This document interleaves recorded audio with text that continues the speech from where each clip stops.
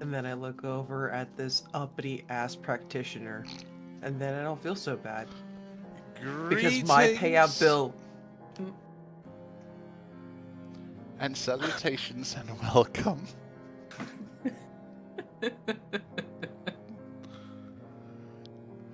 to today's session and stream. God damn Don't sound it! so sad. God damn it! I just said, "Hey guys, we're going live," and then the press button starts loading, and all, and then you just like comes out straight out of the ballpark. I'm just sitting here like, God damn it! Take me! Yo, wait. Who are we? We're missing someone. Is he not coming? I'm not sure if he is. I talked with him earlier. Don't know. Still harassing him. You still harassing him? Okay. Yeah, all players harass the son of a bitch who's not here yet. It's fine. They'll just be my best friend again. No. Oh god. You guys gonna make out in the pool? Nice. Oh, Yeah. obviously. Yeah, totally. Where else would we make out? God damn. In the corner. Gosh darn. God damn. Got a pretty mouth. Healthy language.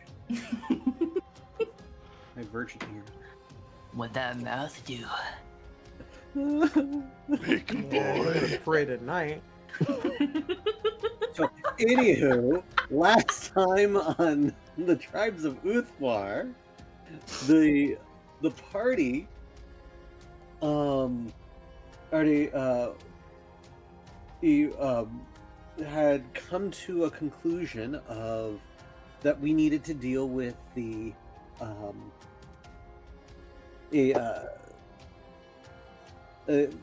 god flesh first. So the party gathered up and started to prepare to open up a gate to travel to the city. And then we realized something.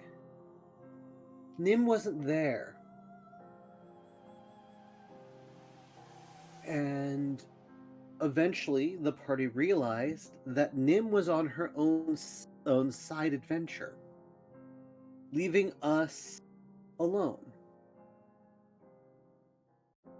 The party assumed, turns out wrongly, that Nim was abandoning them. And they were rather hurt by this. This was not helped by Raleigh saying, "Oh, I guess you guys, I guess as I don't need to keep this secret any longer," and let the party know that Nim was indeed on an adventure and she was going to be some time, and we should just move on forward. So Kolith began to have a hissy fit, and the party packed up and opened up and Koi opened up a portal in the middle of the village.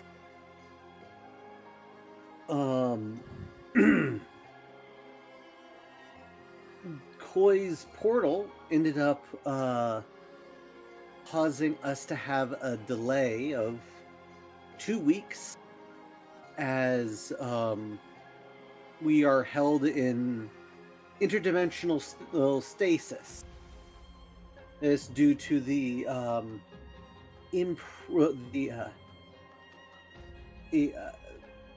the gate not being properly battened down in our reality. Before long, once we arrive, the team decided that we needed to drop off some supply samples, then we were going to head on through. We found out, though, that Nim had been waiting for us for about a week. And we then went to go talk with Nim, and we were still very upset with Nim. And so we were then forced by the local god into a zone of truth. And we had to tell Nim how we were feeling at that particular second. Which did not go particularly well for Nim. After we all vented at Nim, we were invited to a relaxing dip, and that is where we left off, bathing in the water, and a army of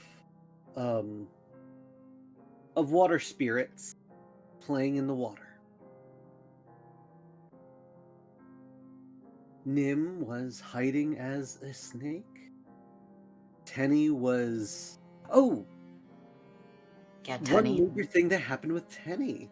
Yeah, Tenny. Tenny was forced to confront her trauma.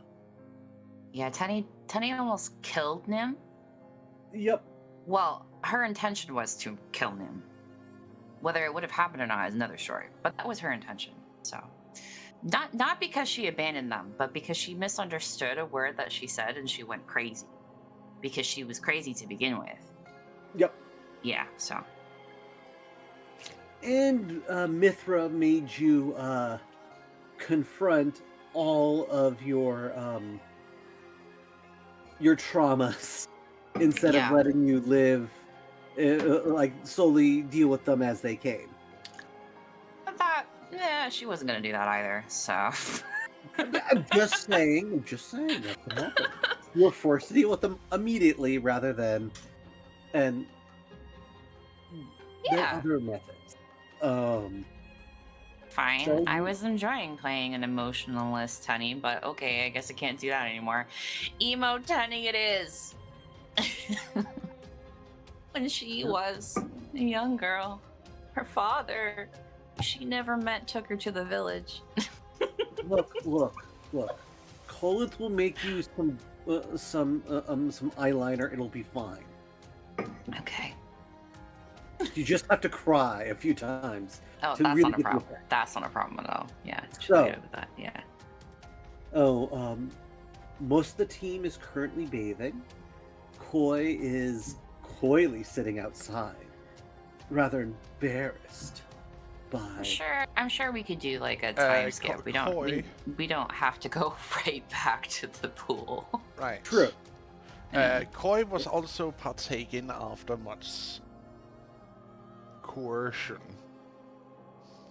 Because But that- bathing is evil, I guess. I don't know. It was It is evil. Yeah. If I'm not so- mistaken, he kept most of his clothes on. But that was what happened last time on the Tribes of Uthmar.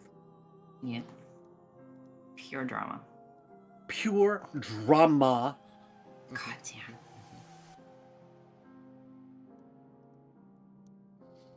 Colith was not okay.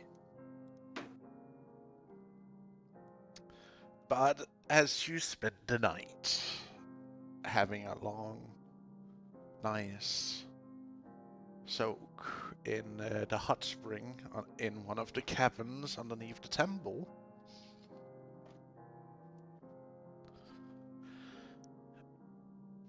and subsequently also spent the night in the temple, the next morning, Mithra and some of her attendees comes and serves you food.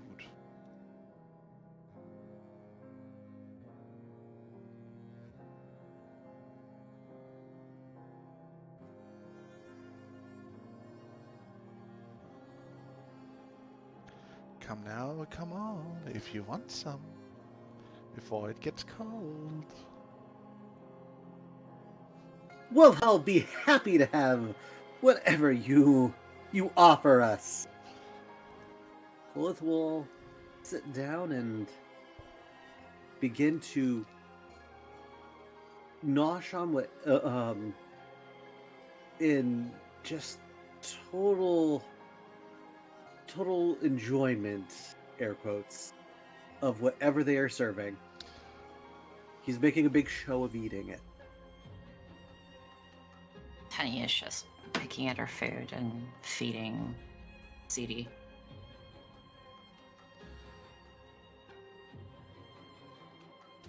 Has CD been talking? Does he just talk now? He can talk if he wants to, but he's been quiet, oddly enough.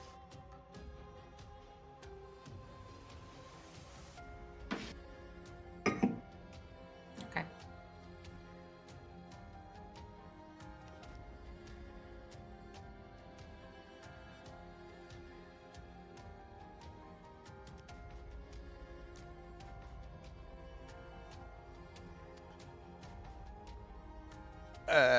What you're served is some fried eggs with a little bit of meat or sausage and a loaf of bread and a piece of cheese on a platter.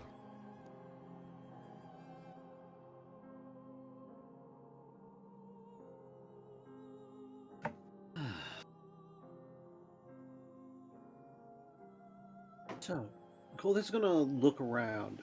Who else has come down to consume this meal?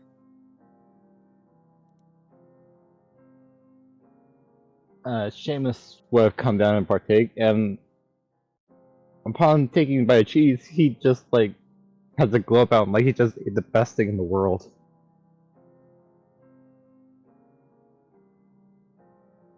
Like, he looked at it weird at first, because concept of milk that's been hardened with age seemed odd to him, but upon taking his first bite, he just became absolutely enthralled by it.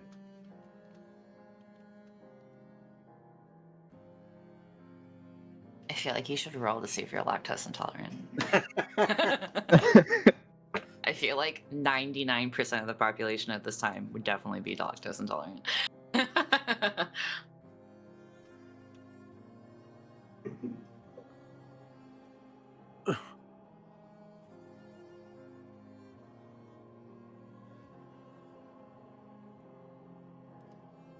I'm fine.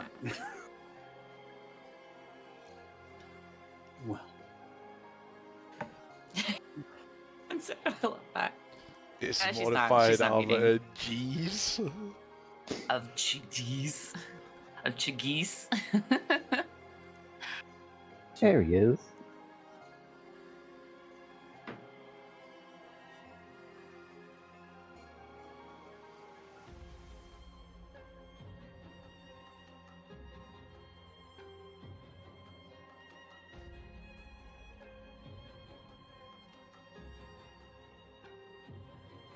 so I believe that we're pretty much going to be eating this in relative silence. Yeah, like, You're I don't the think there's gonna be any awkward silence of RP this all morning. That is fair. You speak in awkward silence and finishes the meal fast and promptly as you munch it down.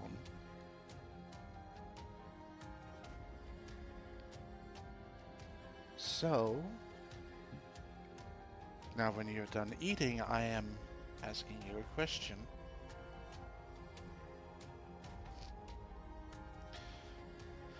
What is your plan now and where are you going exactly?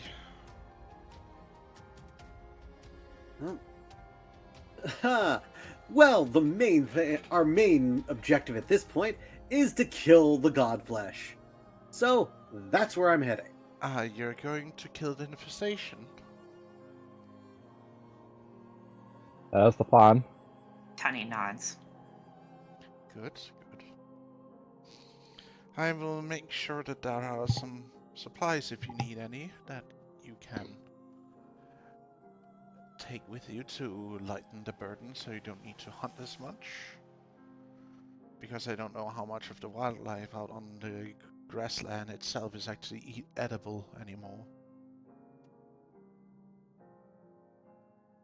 That would be much appreciated. But we still have much of the supplies from being here. Oh, from our perspective, if mere 4 days ago. So we should be good.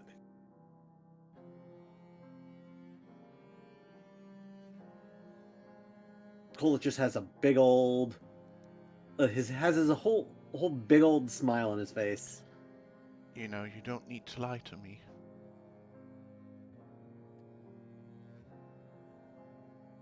I He's would not never lying. lie to you. He's not lying. We do have lots of supplies. He's just trying to be cheerful.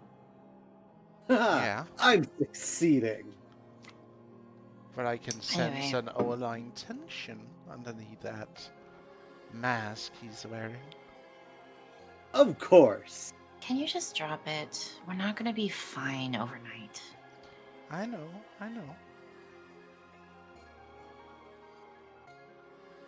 With all due respect. Just be careful. Kolaf, okay? As long as we get the mission done, it doesn't really matter. You see her slithering over and gently puts her hand on Kolaf's shoulder as she says that to him, with him to be careful. He cringes back a little bit.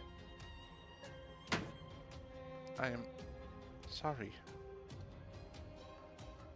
As she retracts her hand, as you see you reacting negatively to it. He just stares at her with his big old smile on his face. Well, everyone, if you have eaten, and let's gather up our supplies and head out as soon as it is practical. We have many things to kill.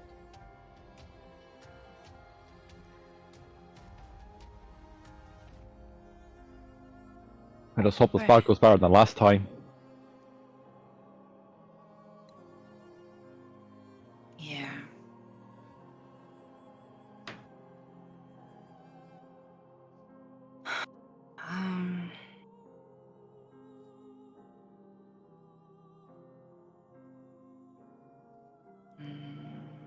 I think Tenny's gonna close her eyes and ask her patron if there's anything in the city that he wants before she leaves, because it's gonna be hard for her to return.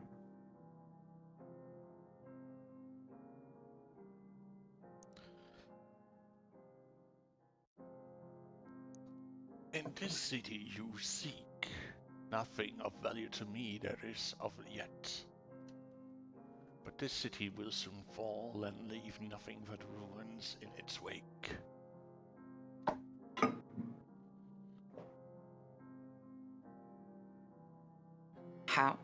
How soon?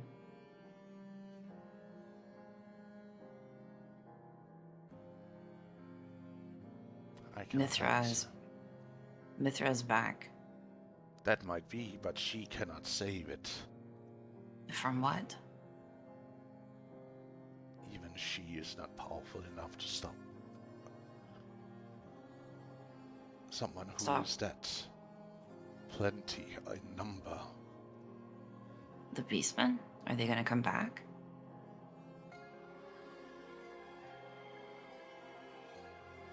I have already said too much. I can only give parts of the prophecy, not the full amount. You know that. You're not a god. You told me this yourself. I don't understand why you're bound to the Yes, same but rules as my them. gift still has limitations.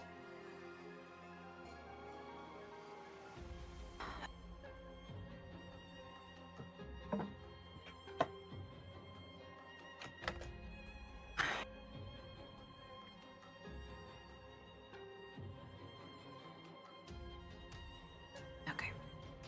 Thank you. I am sorry. And she'll... For what? that I cannot be more resistant than you seem to want. Hmm.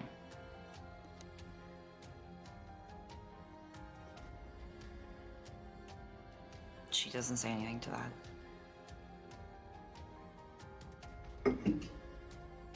Okay.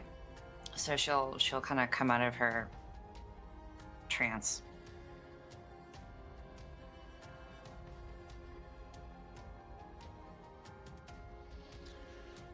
Well, I wish you all then that you will be safe, sound on your trip. Mithra, have you heard of this prophecy about your city? What prophecy? Apparently there's a prophecy about the destruction of your city.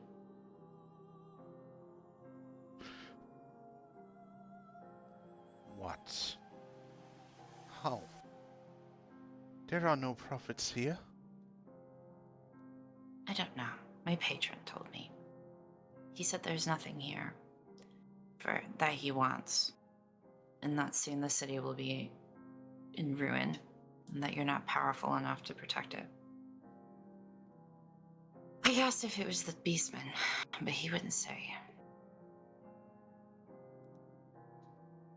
I asked when the city would fall, and he wouldn't say.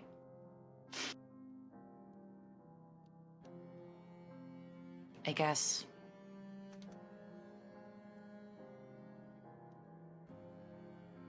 you should know.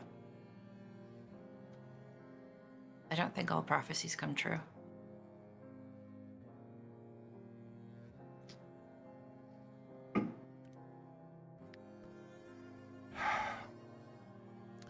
Thank you for telling me.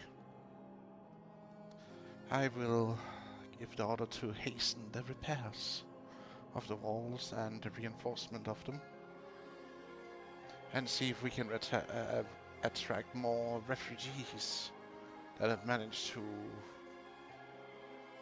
not be caught by the war bands and slavers and whatnot roaming the grassland.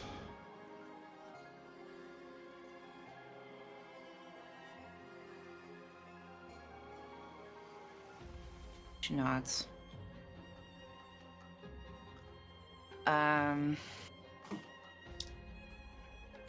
And as she kind of waits for everyone to get ready, she's gonna go walk around because is there writing in the walls, like around, because I know that there are like depictions and stuff on the walls of Mithra and Azrakard.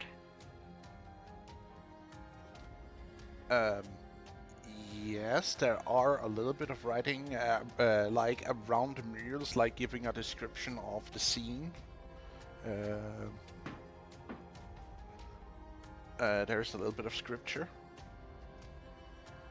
Okay, I'm gonna go read it. She can do that now. Yes, indeed.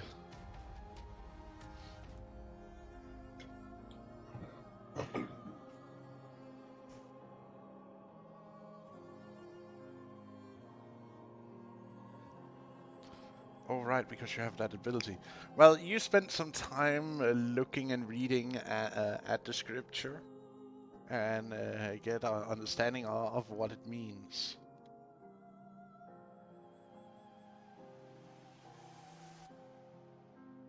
Anything useful? Not really, so to speak. Because it's like a little bit of a backstory for the religion of Mithra, like how she ascends, what she did of great miracles and wonders to help her people, till. But there is also a few of the before times when she was still immortal, what she did of great wonders and all that, of the different virtues she exhibited, till she got deified. Hmm.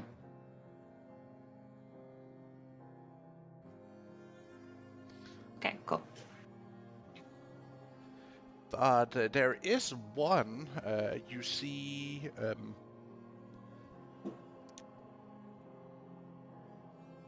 You see, there is one that is covered by cloth. It was also before, like the alcove where the mural is inside. You see that it's been covered by a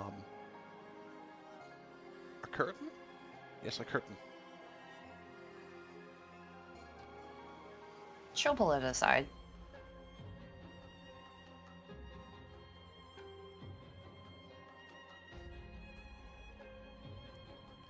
So she can see what it is underneath. You see Mifra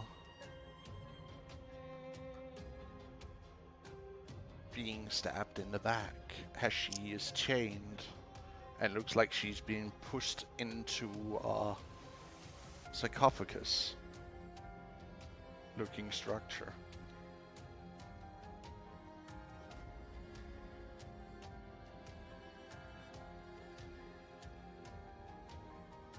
Who's she being stabbed in the back by?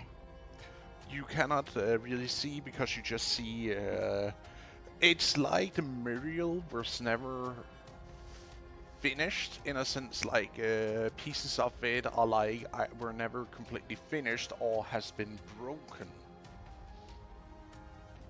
You're not entirely sure of it. Because you can only see a couple of hands holding onto knives that are plunged into the midsection and back of her. While you also see hands grabbing her hands that is clasped into chins, trying to force her down into something that looks like this sarcophagus you released her from.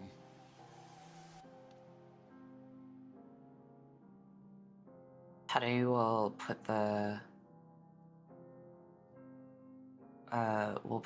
drape back where she found it. Just kind of utter it under her breath. Just the thought of putting that mural up beside everything else. And she'll go back. Seamus, reading's not all that. Reading is really all not is overrated.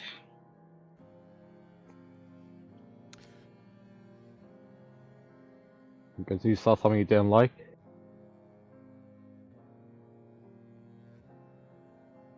I mean, I read everything on the walls, and it's all stuff we already knew.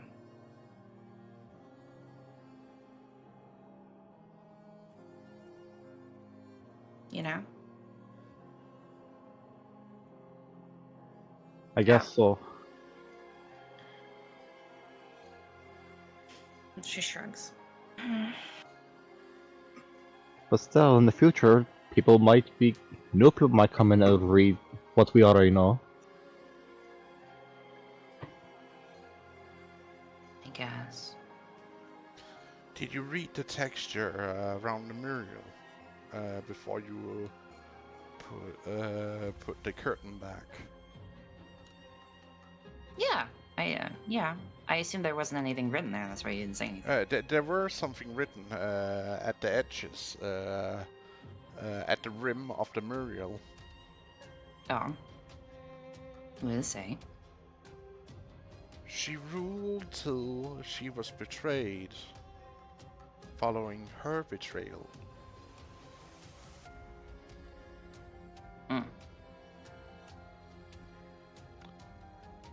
And capture.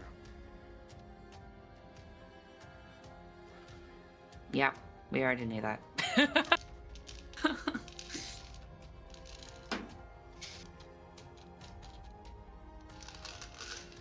Well, it had a tidbit that you didn't understand before. Well, she had told us that she had betrayed Uthla and the sisters. Her herself. Not really that she betrayed them, just that she didn't follow the orders she was given, that's not necessarily a betrayal, so to speak. That's just that I'm not going to listen to what you say that I can and cannot do. That's not necessarily a betrayal. Well, I mean, the gods are very fickle, so. That's fair. true. Yeah.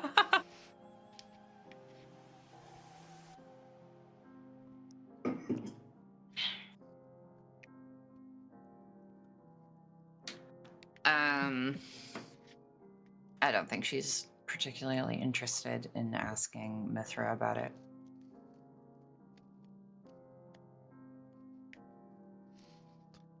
That is fair. Do anyone do anything else?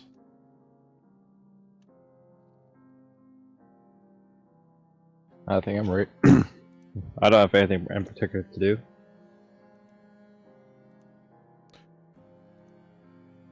So Kolith is gonna just start leading people out of the city. He's gonna be sort of like, hey, come on, let's go. Sort of trying to prod people to move.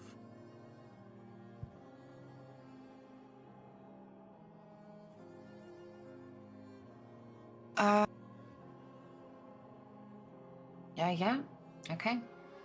I guess we start heading out.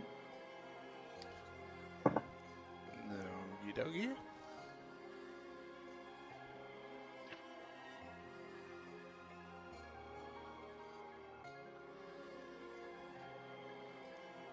Kolith is gonna keep you guys at a pretty fast pace. And Mithra has the papyrus, so. Mm-hmm.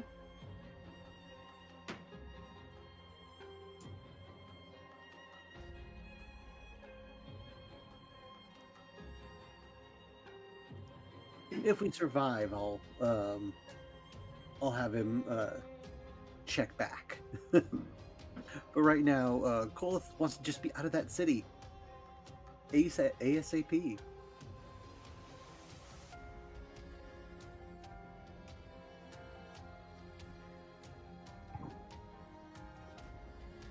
Nim, you want to do that over the mic?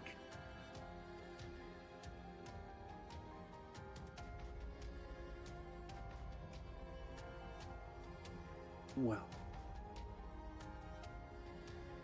Or not? Okay. Are you coming with us or not?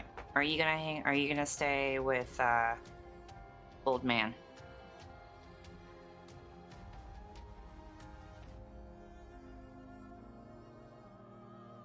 She follows. Yeah. Okay. Yeah, she follows. Alright. Kolith is leading the charge. oh, absolutely. He wants to be out of this city now. I mean, to be fair, he knows where he's going, so it makes sense to follow him. He knows where he's going. Yeah.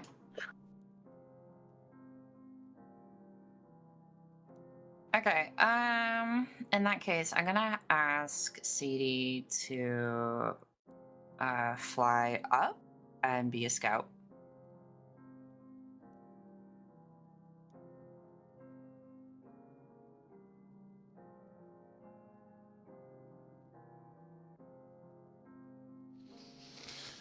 Roger that. He will take flight.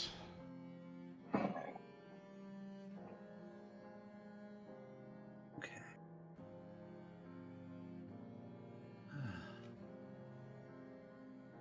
So, once we start leaving the city, Kolith starts to calm down a little bit. And to those who will listen to him, he'll start chattering a little bit about still with his fake voice. He'll start to telling you guys about how great the area around here is. More specifically, he will slowly but surely start talking about his actual tribe.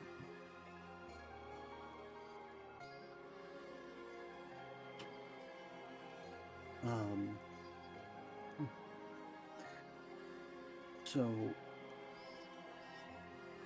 Does anyone I actually guess want we to should hear about it? roll like survival checks, or I'm waiting until the GM tells me to roll them. Yeah, you may.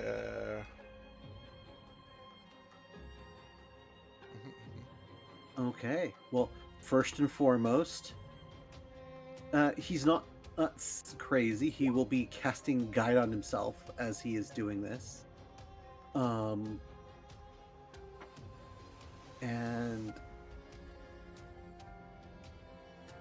then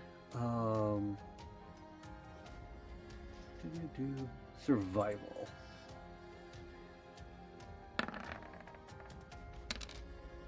hell yeah. So a mere 26. And being in my favorite terrain.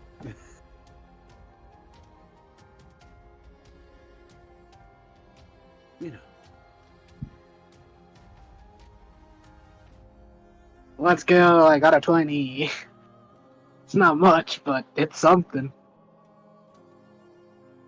I got a dirty 20. It's so We dirty. we are on mission.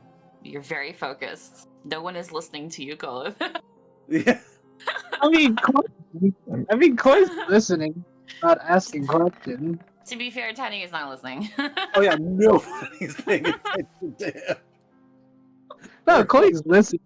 Coy's listening. He's just not like he's not asking anything like, "Oh, is there something we will have to know? How's it like?" He's just listening to what you have to say. So, if Colin just randomly keeps quiet and it's like, "Yeah," he's just gonna be like, "Oh, that's the end of the conversation." I see. Well, And it's not really a continue. conversation if no one talks. Yep. If only one person is talking, that's not a conversation. That's a speech. Exactly. Hey, let the man have his speech. My man's allowed to speak his thoughts, his mind, his worries, and all that good jazz.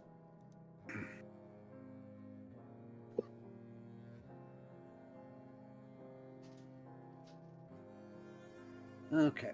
Well, I'm assuming we go very quickly. Because we know what. Well, it's my favorite terrain. Yeah, yeah. So, You know- it just means we move faster. oh yeah. Yeah. A lot faster. Mm-hmm. Well, Carlos is out here trying his best to brighten up the mood. Yep. And so, it doesn't seem like anybody actually wants to hear about his tribe, so I won't bore you all. I mean, she wants to ask questions because he wants. But I mean, I am a knowledge cleric, so effectively, Kolith will tell you a story about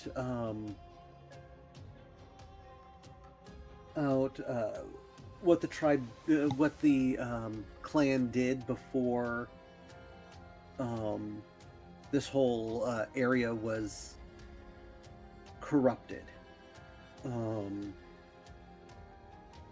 He'll go on and on about how they would gather up lost, how they would gather up rare and fine things from all over the world and take them to where they needed to go. He seems very wistful about that kind of thing.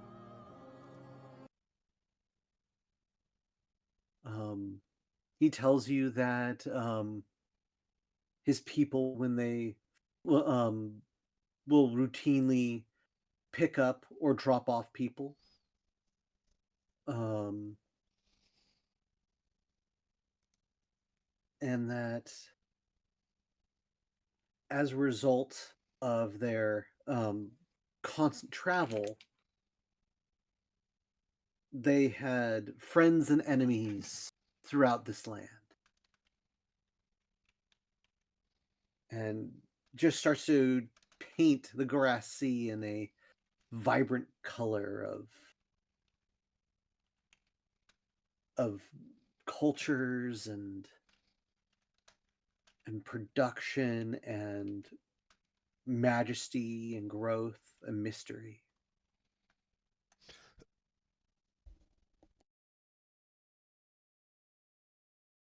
So yeah.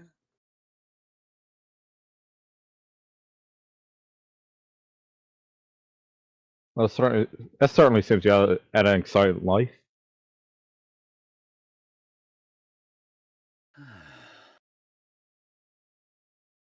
Yeah. This place can be quite lovely when we really want to be. You just gotta look for it.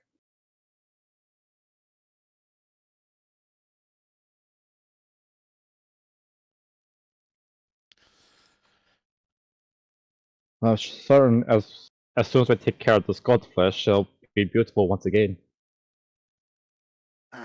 It's still beautiful now. It's just gotten rough around the edges.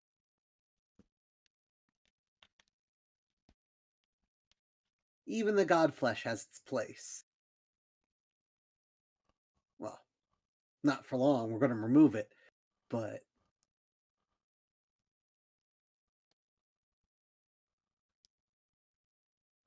you know.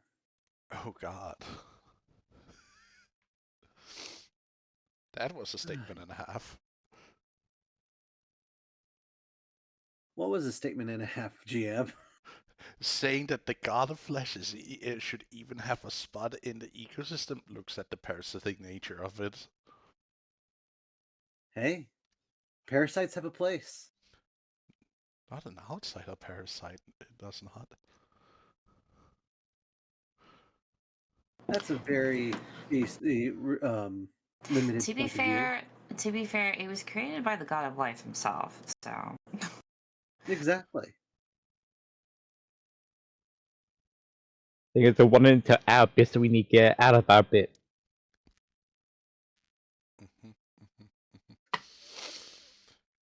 Well, as you're having your small musings of all of this, something as you're leaving the gates of the city, something else happens in the background with Nim, Exy, Ghost, Roy,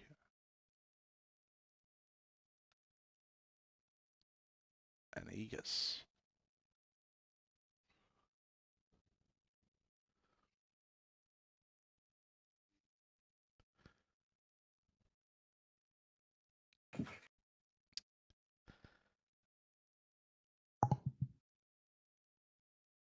I am sorry, Nim.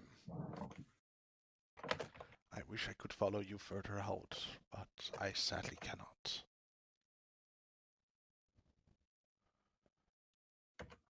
If I go further, it would be a gross negligence of my duty to the tribe. So I would need to return, and our friend here also needs to return to his territory. Sorry to be painfully aware of that one.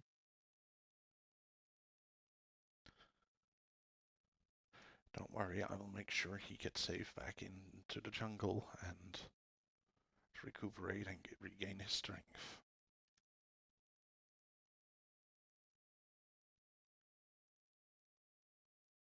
Mm-hmm.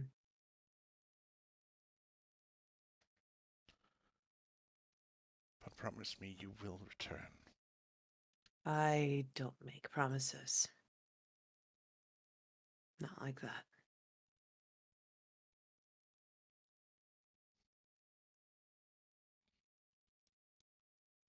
You know I can't do that. I know. But one can hope.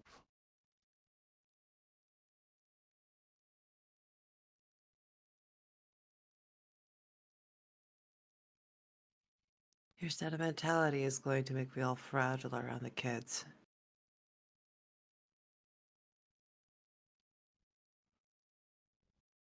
She's trying her best not to show a smirk. She's trying to emulate his stoic stiffness with that statement. You actually see like a small smirk, just barely visible, coming at the edges of his mouth.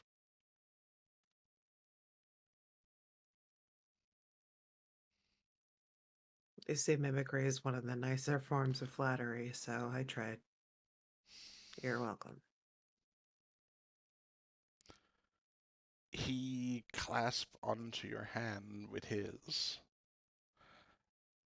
Just try and come back home again. If not for me, I'll for do your what I children. can to get back home to our family. It'll be fine. Take care of the village. I have given you every tool I can.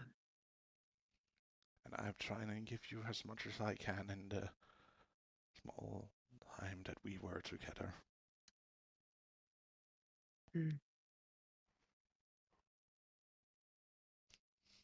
Don't fail me. I'll come back and kick your ass. You will try and you will fail like last time. Who knows? Maybe being unconscious for 5 minutes will actually make me stronger. You never know. Especially with that cheap trick, making my poor abdomen into stone.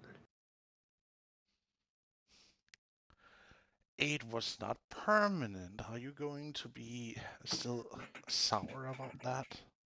Yes! About as sour as you were when I took that whip to your face. Hey, you don't hurt the merchandise, okay? Not my fault you ducked into where I was striking. If you just stood there and took it like a man, it would have just went across your chest.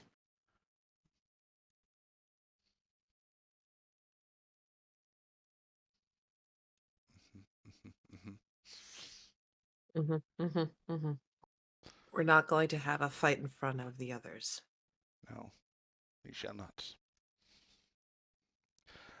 But I wish, hope that I get to see you again. Likewise. He then bows to you, Nim. She will attempt to mirror the gesture back. Be very awkward about it because it looks way too pretty and formal for her tendencies. He then sits up on the ghost and they start to trek around the city back towards the jungle. I'm gonna miss my cat. I'm gonna be missing picking fights on him too. Fuck. Ah, young love, so sweet. I'm going to stab you so much with this amount of affection. She'll pinch her fingers closer together. Well, what is that saying? That the ones you love the most is those you test the most, both physically and mentally. What kind of schoolyard madness is that? All right, but no, I'm good. Gotta keep an eye on these lot and keep moving. I know.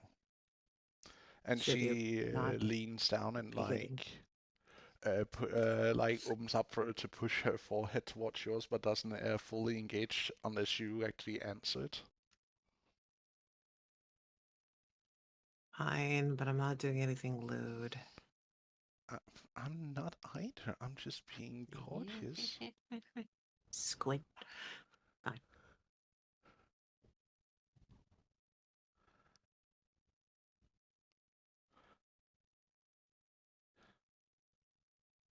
Take care. Yeah? You too. Destroy your foes with extreme prejudice. Yeah? I'd like You to too, come my back and little eat. blossom. Did you freaking call me that? Why not? Stop! I'm not a blossom. What do you want me to call you then? A little sproutling? Rude, rude, rude. That's what that is. That's rude, and you know better. I don't call you Slithers. I call you Nithy because it's your name, and I made it cute. Yeah, but you're like a little flower that's just starting to bloom. Rude. And no, I'm not a flower. Well, what do you then want to call you? A sproutling? Like a tree? No, please. Sweet heavens, no.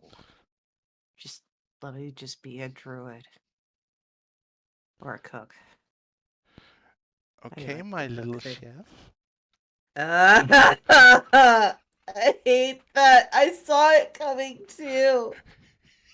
Ah, why are all the things that you say are cute or so irritating and sweet? It's annoying. No, but seriously, just be good. She gives a hearty laughter as she turns away. Bye. Say hi to your dad for me. I will, and I hope the city will be here when you return. I hope so too. I'd hate to go pick a fight with Purple Noodle because your city decided to get damaged.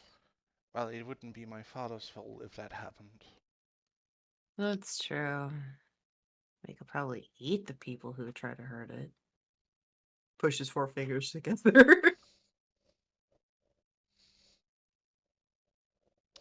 Now. No cannibalism, young lady.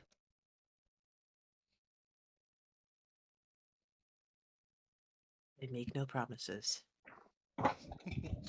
You better. No, absolutely not. Have you seen the slabs of beef I walk with? Are you kidding me? No. If I'm hungry, I'm taking one bit of that ham hock and feeding it to his wife. It's gonna be great. It's gonna be great. Like, She actually chuckles at your mention of koi in all of it. I'm I so actually glad think that you knew immediately who I was talking about and not assuming it was Seamus. Did not want to traumatize Teddy again. I feel a little hurt. Oh, I'm sorry. Did you want to be a Sunday roast for your wife? I mean, You just borrow some I twine, just. wrap yourself in it, and, go I in mean, the my tent. strength score is 16. I mean, yeah.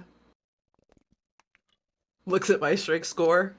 Is sad. Yeah.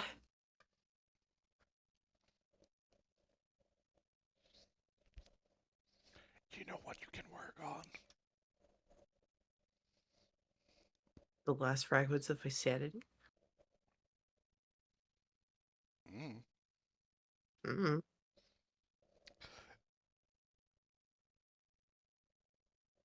Bruh, if she wants to date me instead of Koi, that's her business. I'm not gonna argue. I am literally humming the Mandalorian while following these guys. It's a good time.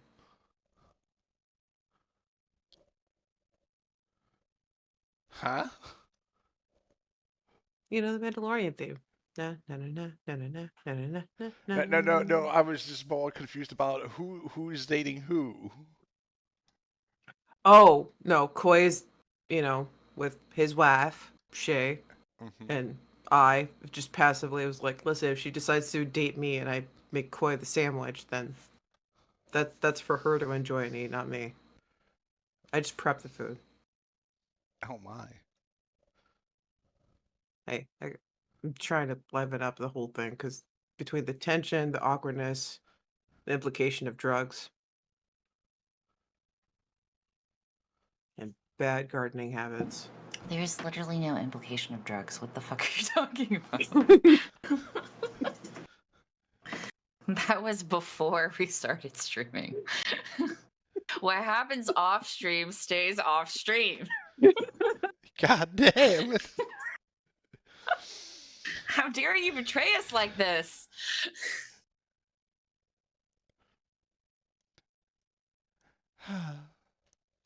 Well, there goes that monetization, I guess. I'm helping. Yeah, you're not wrong. I'm just, Hey, are we gonna push this scene, or am I gonna keep making comedy bits until you have we push the stuff loaded? scene as um,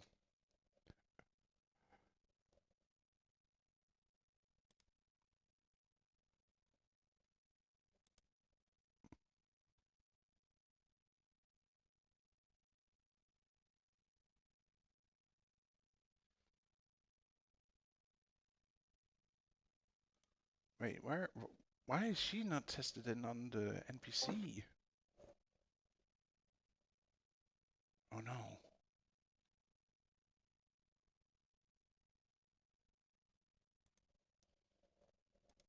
Evil, there it was. Evil like walks over and like gently pokes at you, Nim. I thought you were scouting with CD.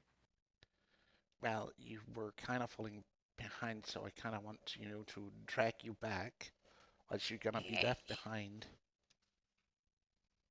I'm sorry. You're not wrong. I was falling behind. I need to be told. I just don't want to leave you. I know. I'm not gonna be left behind.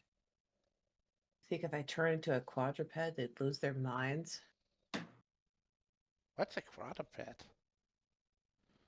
4 foot, not 2 foot. That's a bipedal. Ah, wait, what am I? Looks at wings, looks at hands, that's also claws, looks at feet, that's also claws. You are winged. Yeah, but I can also walk on all fours. I mean, if you want to be considered a bipedal, I see nothing wrong with it, kid.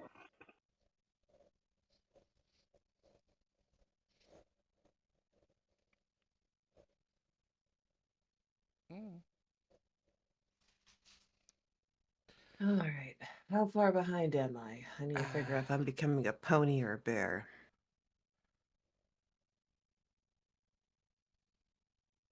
Um, looks in party direction, they're like 4 turns ahead of you.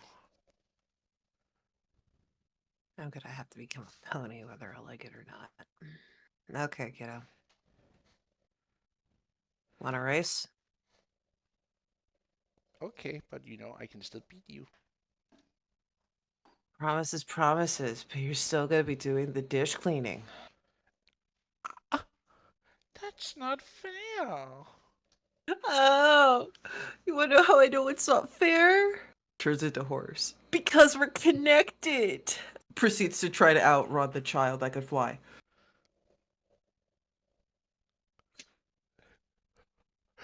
You're just gonna dash, aren't you? Yeah, I am. Oh my god. It's a Let's race. It's a see. race, not a suggestion. She could fly. I have to get a big head start if I'm gonna have a chance. True, true. Um, rest of the party, you see a horse running towards the party at breakneck speed with a harpy keeping neck and neck with each other. You don't suppose that's them, do ya?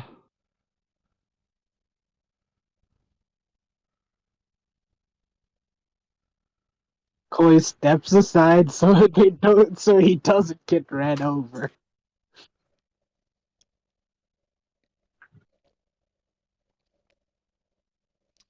I'm not gonna get ran over. I don't know if you guys are gonna get out of the way or anything, but like, Oh, Mim's not gonna you be trying to know, hurt anyone. She's just being a smartass that's running. yeah, no, Koi's just stepping out of the way just in case it's not Nim, because he don't know if it's Nim or not.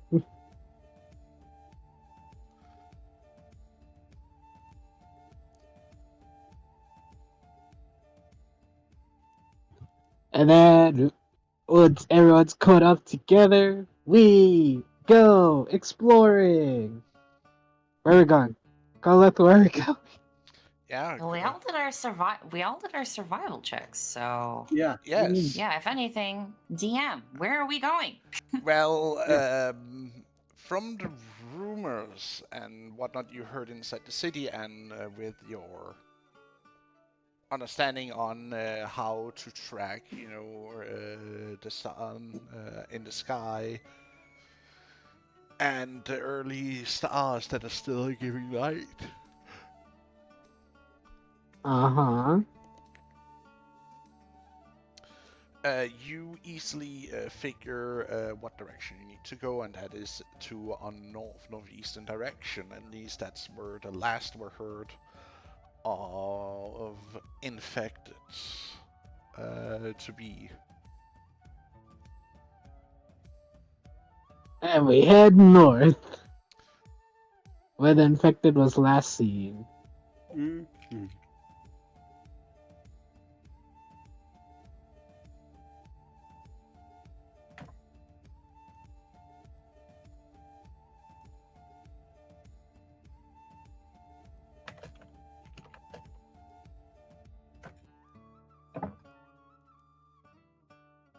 Okay.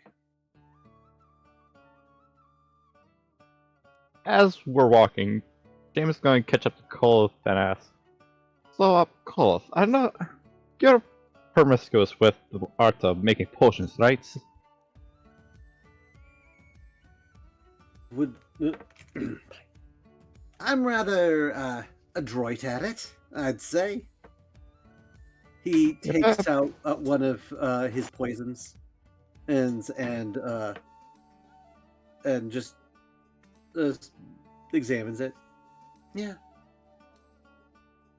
But I see it's mostly been making healing potions as well as your poisons. Have you thought about utilizing other means to figure out what, like other ingredients, find out what other effects they might do? He looks up at this. He puts his hands behind his head and looks up at the sky.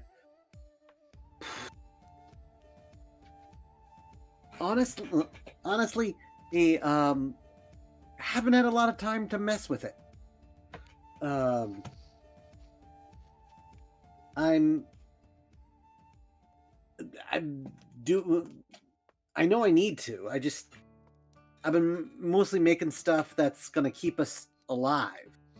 Not a lot of time to play around with stuff. Why? You got some ideas?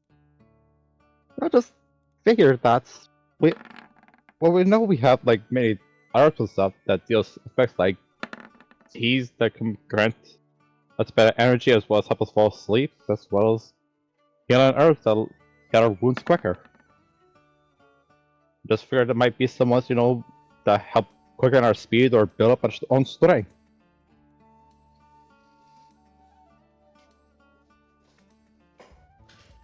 Huh.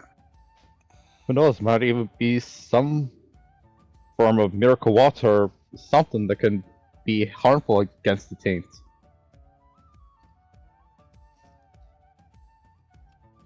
Look into that.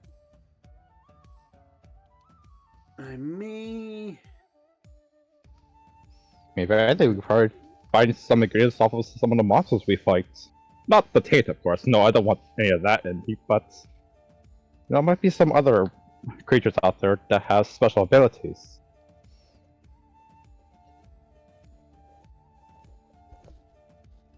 We'll have to try to gather some. I know that I know there are certainly poisons out there that I don't know. That'd be good to try and probably find them and figure out how to fight against them. Exactly.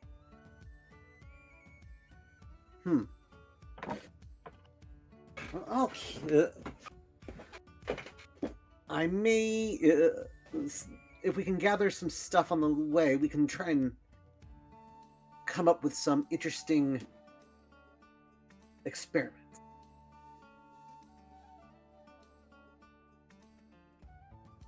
I'll try my best to help out as best I can. Thank you. I'm sure that I'll be able to come up with something that hopefully won't kill me. He gives a light laugh. And I'll try and make sure you don't die. I am thankful for that. Everyone may roll perception. Okay.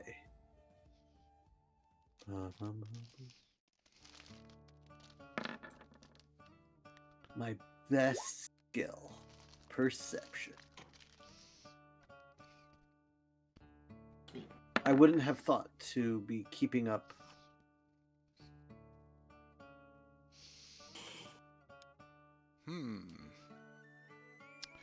Koi, you don't really pay much attention to your surroundings. You're just following along, cutting your own thoughts. Seamus, you see fields of trampled grain around you.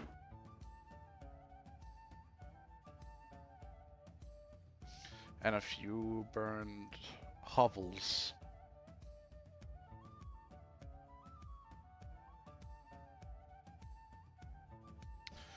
Kolif, Tenny, and Nim, you see,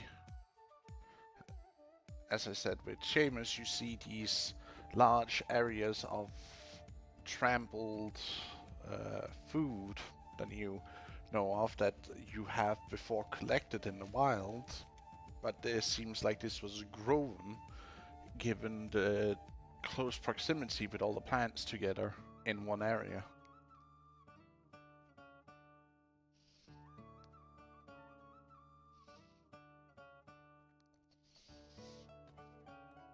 Well, Kolth is going to do the only rational thing. And as we're walking into the fields, Kolth is going to gather up stalks and seeds.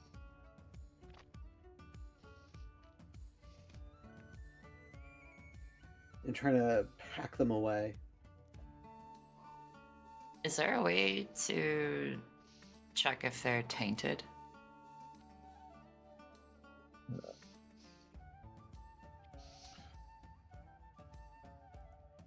There is. Roll me a nature check. Question, what level? I have character. What level is detect poison disease? Level 3 spell, I believe? Or Yeah, 2. we're not there yet. It might be a little too small. Well, I definitely don't.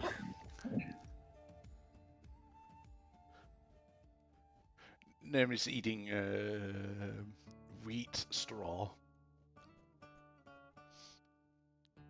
to figure out How if much do you it's think blighted or it just- not. Does anybody know how long just gonna stay as a horse? She can stay in the phone for over 8 hours. Just let her have her horsing around. I was asking that in character. But he shrugs. Stares at her. I mean, I know it's not uncommon for them to do this, but we are traveling near enemy territory, aren't we? Well, I'm sure she has something to say to us. She can tell us. Clearly, she doesn't. Anyway, do I know if it's tainted or not? It seems to be in good health, even though it might be a little bit dirty because much of the grain has also been trampled on. Well, I'm not really sure what you want to do with this Kolith, but it doesn't look like it's infected, so. And then she pulls it's grain, right? So she takes she kind of starts stripping it, and she gets like a long piece of I guess grass. She puts it between her thumbs and she starts whistling.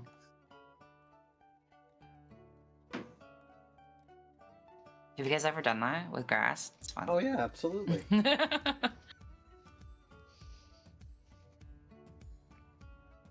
Never have I heard of this miracle and magic you guys do.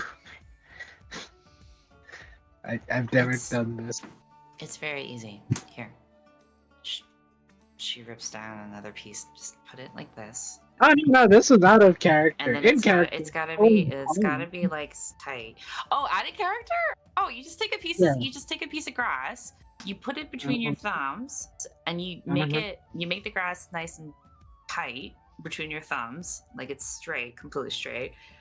And then you just blow through your thumbs, and it makes a whistle. Oh, interesting. Yeah. I've seen many people do it in my past. I've never been able to do it well. Yeah, So- but in character, Koi's just quiet and just following. So Question: Coltis- has it been the same day? Like, damn, is it still the same day? No, this is Well, the day after. like we had our baths the night before. So. Yeah. And the No, day. I mean, it's the same day after we left the city. yes. Yes, there hasn't passed a day yet. Just want to make sure. So yeah, Colith is just going to grab a bunch of it, with a twinkle in his eye, like he has an idea of what to do with this.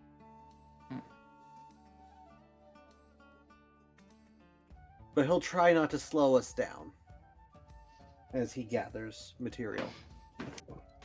And does it look like CD is just fine? You see them fly overhead for now. Okay, so he hasn't noticed anything. Completely ignoring all the hovels and small buildings that were burnt down. Could I look at one or two of them and see if there's anything in them? Sure, roll me up for investigation.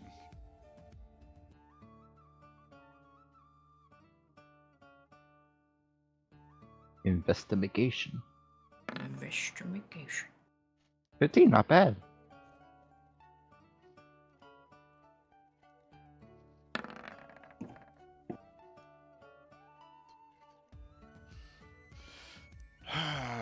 Let's see here. As you search around, you find that by the fireplace there is a loose, or what used to be the fireplace of this small hovel. You find a rock that is loose as you step on it and like gives a little bit. As you move, you find underneath a hidden stash.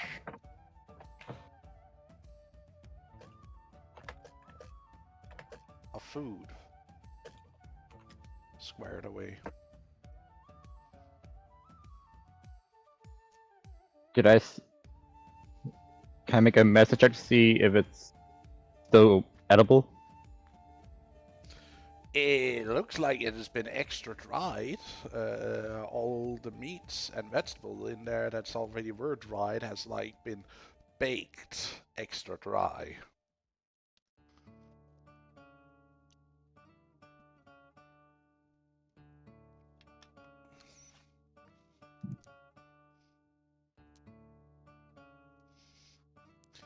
It has been completely dried off, so it's some really tough things to eat, but it's something that is basically completely waterless.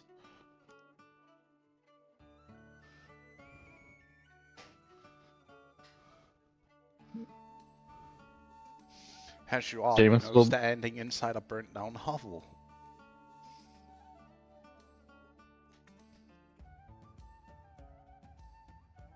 James is gonna take it with him.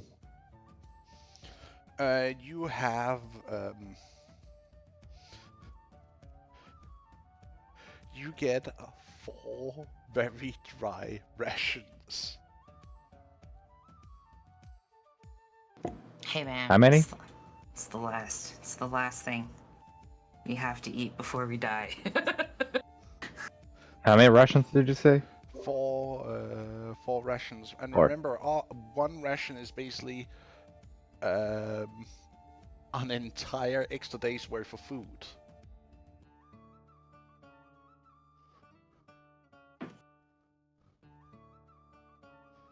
It's not just a meal; it's an meal items for an entire day. I'd like to point out.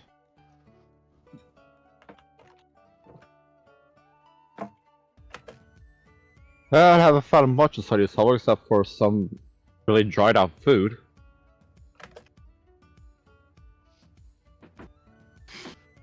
Mmm. Looks disgusting. Hopefully we won't need to touch those. Nimhorse agrees, nodding enthusiastically at this food abuse. Yeah.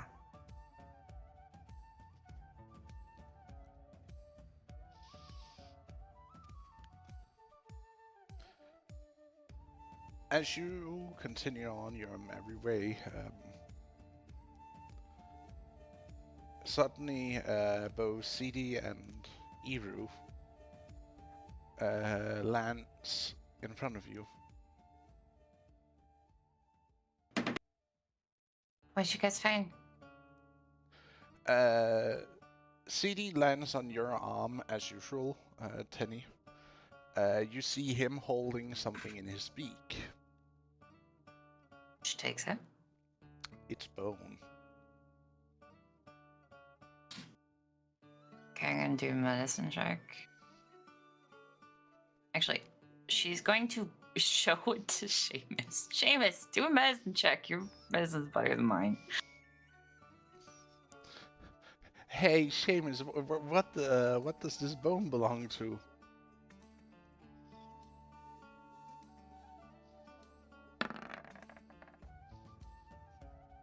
What does it belong to? Like, does it resemble any of the affected, or is it just a normal bone? Looks like to be a normal bone for animal? An animal bone. Mm-hmm. CD, why did you give me an animal bone? Because it wasn't just animals that were there. Ivro holds up a skull of a human.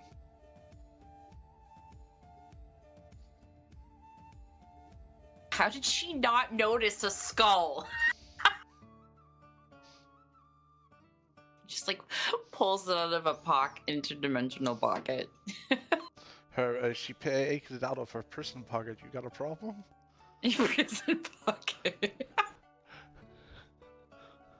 CD. Person pocket. Person pocket. Don't you make this weird. Person pocket. He She's already got- made it weird. He gives you a bone. Man. Boom! A skull appears. Oh Your my skull god. is a type of bone. You know what? Okay. Whatever. Okay. Is it fresh? Is this a fresh skull? It seems like it's been exposed and dried for. With Seamus 22, it's been like a couple of weeks since it has been dried and picked clean. Gross. Nasty.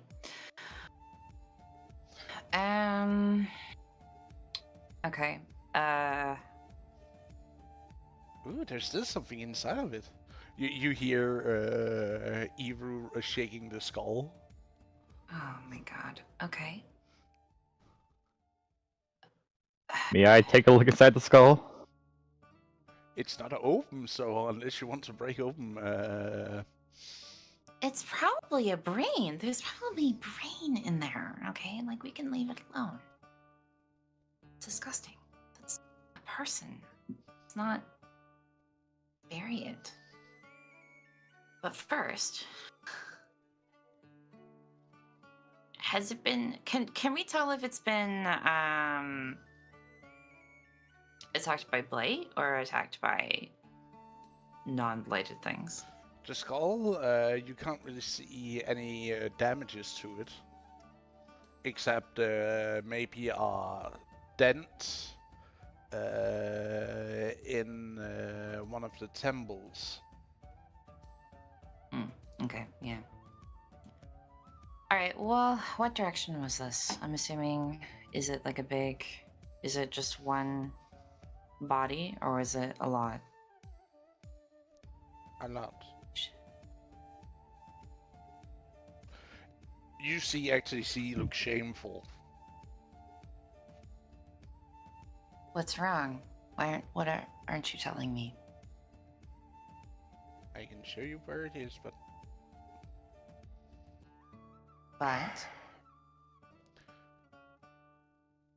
just don't be mad. Mad?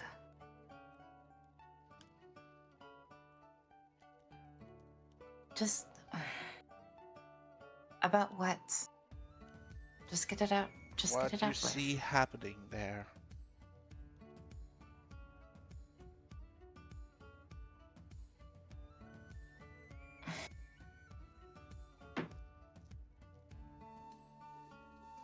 She kind of looks around, exasperated. Like, are we just gonna go with this vague information, or?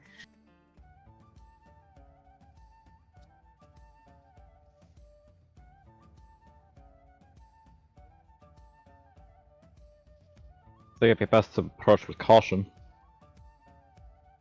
Well, if it's a skull, it's probably long past when it was actually happened. There's probably really nothing to track down, and we know that this area was raided by the beast people. So unless it's pressing.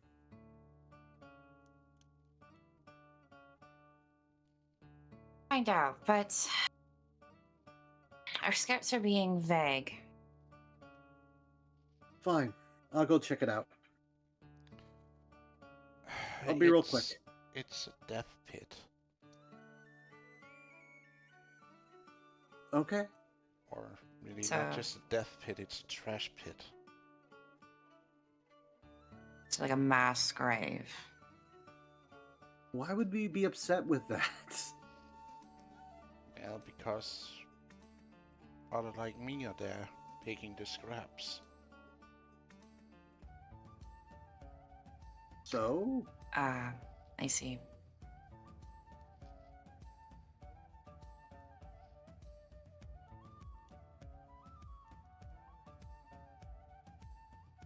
I Well, see. if it's not blight related, then I don't see a point in going over there.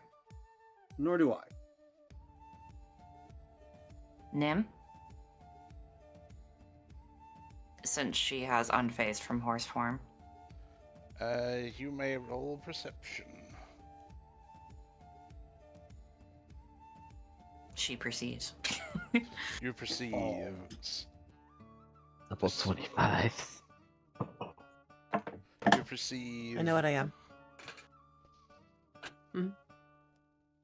you perceive the slight smell of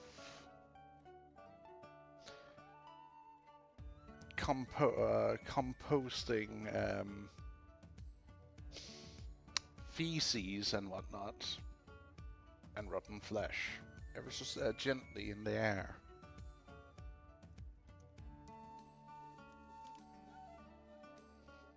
But also the smell of blood.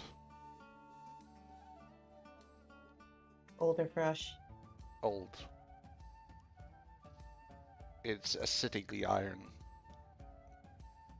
But it's very faint at the same time.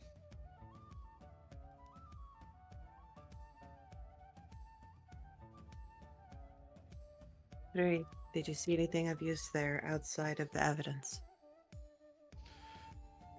Don't know. Sometimes they dump things they don't think they need inside the pit, so there might be something from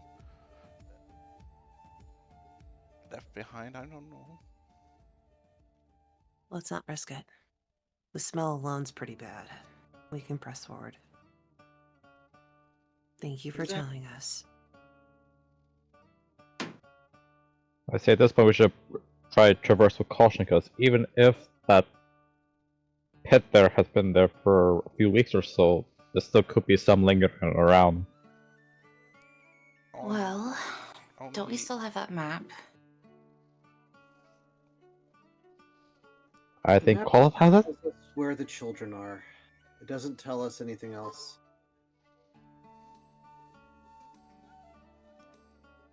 That being said, we should just push on forward. So, Right. There's no point in dwelling on something that we can't do anything about.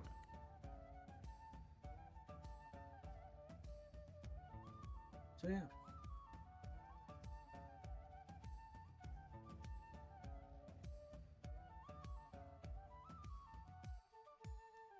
Okay, we keep going. Yep.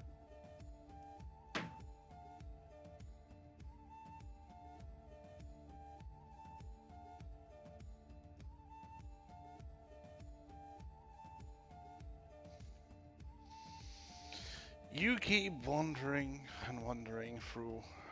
You see, as you wander through, you see these paths that leads towards where you see these holes where you can spot bird-like creatures jumping around, scavenging from.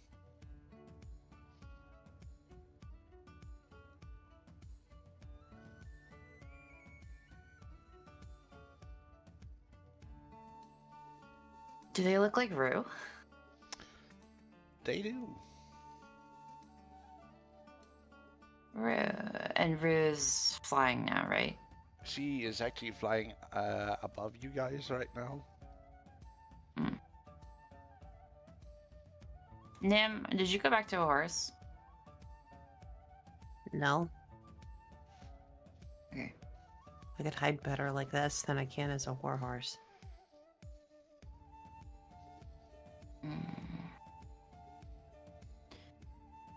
Did she'll kind of like go back a little bit just to talk to you for a quick second.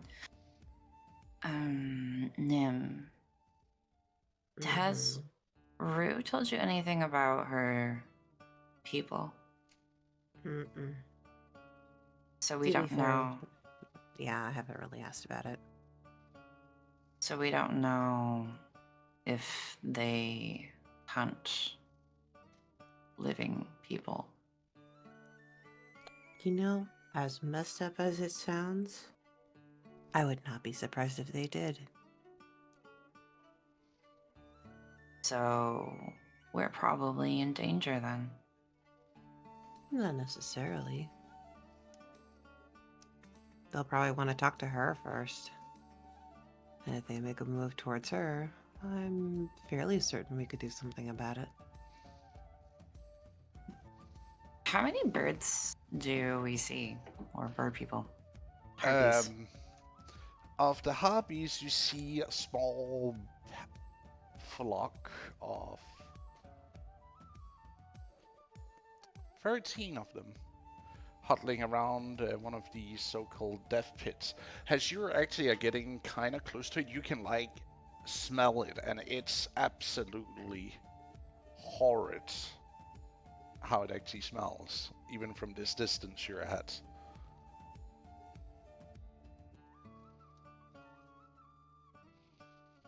You know, I have smelled many a terrible thing in my life. I still don't want to go anywhere near it. It's nauseating. She's gonna call down CD because he is a small animal compared to them.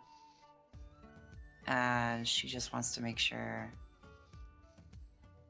she's being cautious. And he doesn't have a lot of hit points, so He She is. lands on your shoulder and like keeps 160. Yeah.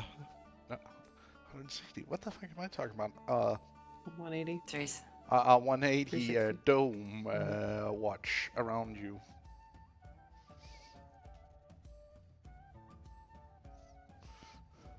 To be fair, CD, if you die, I don't know if I can summon you back. So I think you should stay with me until we're safe from. Understood. Going into surveillance mode. Okay. And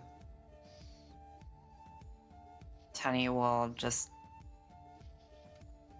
kind of just go nod at you and then run back up to Seamus because she doesn't want to be alone with Nim in the slightest for any length of time that she needs to be.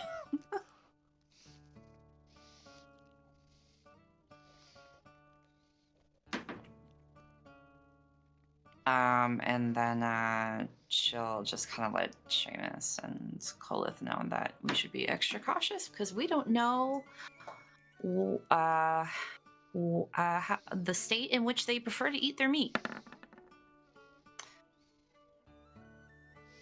I think you'd be alright about that.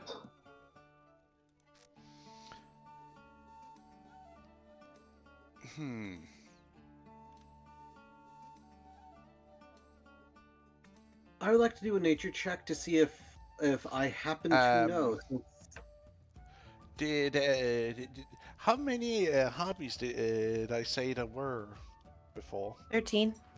13? Okay. Yeah, right now there's only 10 at the whole.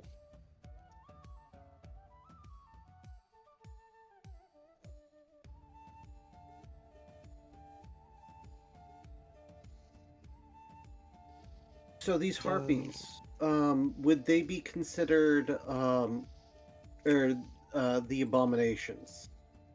No. They are their own creature. They are their own creature, but they have been enthralled, so to speak, so... Sometimes they are also looked very heavily down upon because they are traveling with the ones who have kind of enslaved a big chunk of their populace.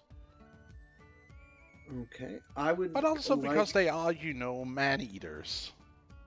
Quite literally. I'd like to roll a nature check to know some of the to know their dining habits, sort of, kind of, to see if we're in any real danger. Yeah, I guess Kolith would know more about them than us. True, than true. else. Kolith, Yeah. roll me a nature check. I'm touching myself. What? God damn it. Oh my god! In front of everyone? In front of everyone. 10.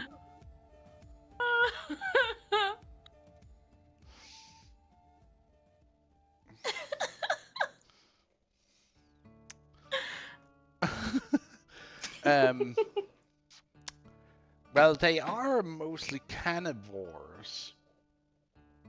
Carnivores. Carnivores. Yeah. Not cannibals. Oh, they also do go into that if necessary. Oh, okay. Then maybe cannibals.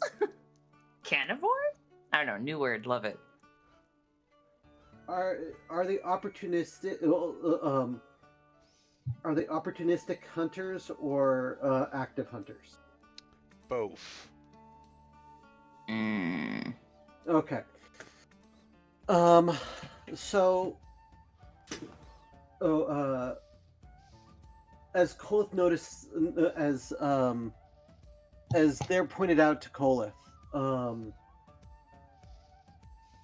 Kolith is going to pass back to the through the line, and everyone, and we should stick closer together to make ourselves a less appetizing target. So, just to make it so they don't feel like they can pick us off. Though honestly, they have enough numbers that they may feel like they could attack us anyways. But but considering the flesh pit over there, we're probably not their ideal target. But let's keep moving as fast as we can to get out of their hunting range. Sounds to me. It's So- too bad Clouded Daggers is just a 5-foot, 5-foot thing. Be like, everyone, just hold me. And then we all just move in one unit. Cloud of Daggers. Now hunt us now, bitches. So, Well, if anything, I can make 3 of us a bit hardier. A bit hard to chew into. And I'm going to cast Aid on Tenny, Nim, and Kolis. Ah. Ooh, it's 8 hours. Ooh. Yep. Hit point max and So- current increased by 5. Oh, I love that If spell. everyone gets 5 you 3 get 5 extra hit points. Oh, such a good spell. It's temporarily max HP.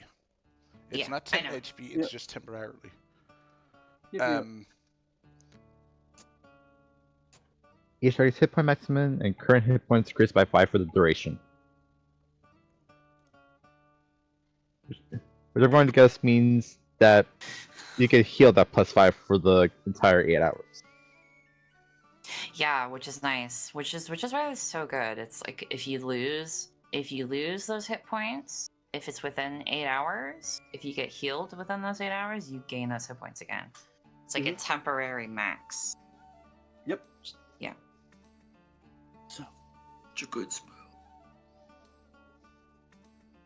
So, GM, do you want us to roll a sneak to get by them, or though we're not even really sneaking, we're trying to go as fast as we can. Yeah, there's no point. Yeah,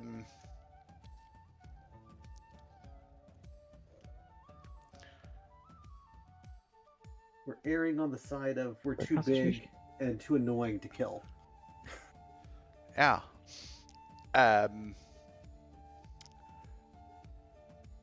One actually lands in front of you. Like at a good distance, like not directly in front, but like at a distance lands in front of you.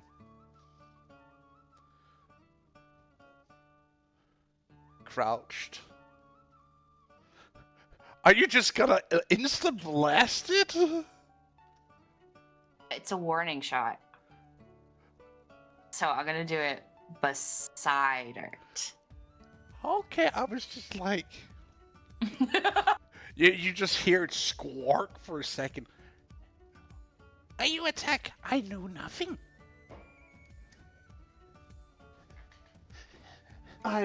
Me speak. I'm You- sorry, my good dear.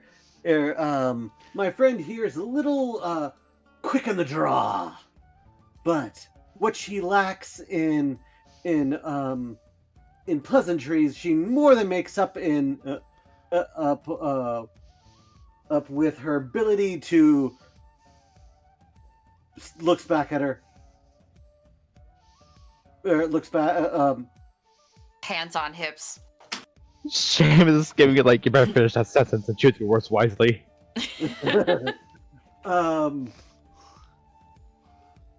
Turn people into. We'll put them to sleep.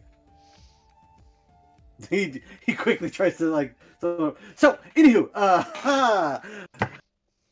So, I am Kolith of Ember. Nice to meet you. Oh, we are just passing through. How may we be of assistance to you? You, featherless, wonder, with one of our kind, curious. Yes, she was. We saved her from her enslavement, and she had a collar on her she was enslaved by some beastmen, and our group saved her less than a week ago. Oh, oh, she was forced to do such horrible, degrading things, and even being used as emergency food. Kolith is just all the overacting right now. I rolls. She's young, she's weak. She is emergency food. For older, tougher. Happy sister. Right. Well, I have more of these rays of frost. So she's not your emergency food? No, I did not say so. But usually... She's just agreeing that they could be used as emergency food. And I agree, small, weak things can be used as food. But how can we help you today?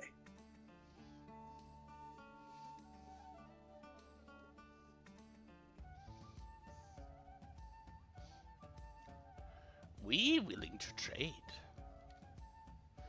Mm. Barter. Thing for things. Things for things.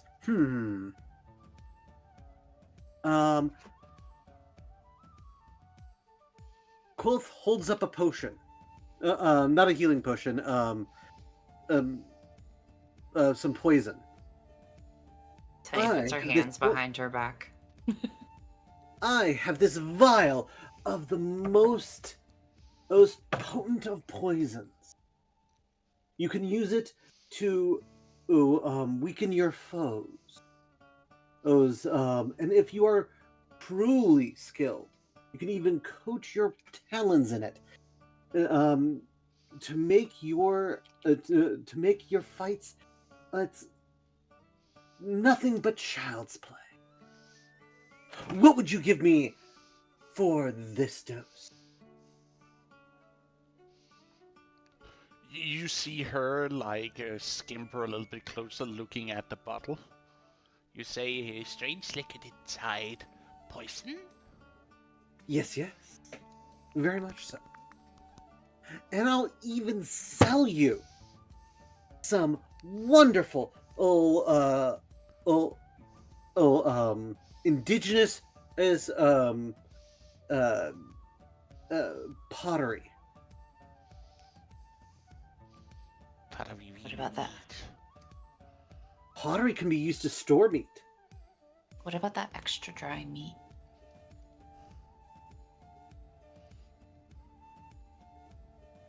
I'm not entirely sure Harvest will appreciate dry meat as dry as this is. Would any of what I have offered tickle your fancy? You got Chinese?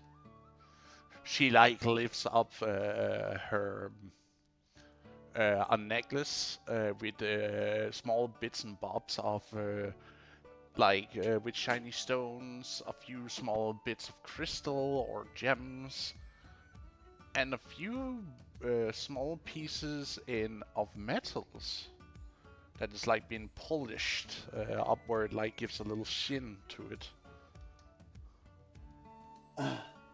Tenny takes out all of the stones that she picked up originally. All the interesting colored stones that she found when she first got there. She takes out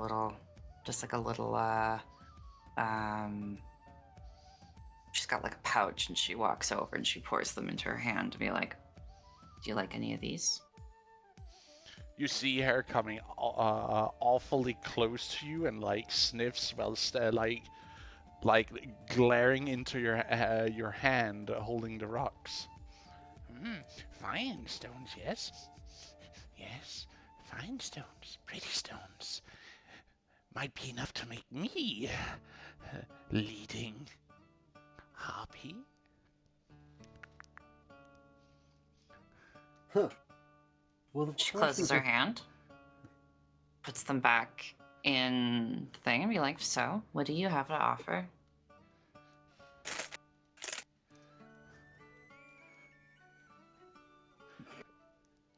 She pulls something out from her loincloth she's wearing. And it's a spearhead. Broken off from a spear pole, so to speak. It is dented, but not broken, so it is fixable.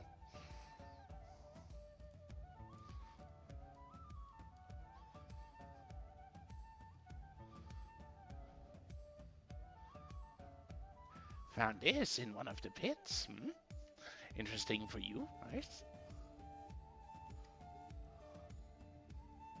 Oh no. Mm-mm. I'm going to cast Detect Magic.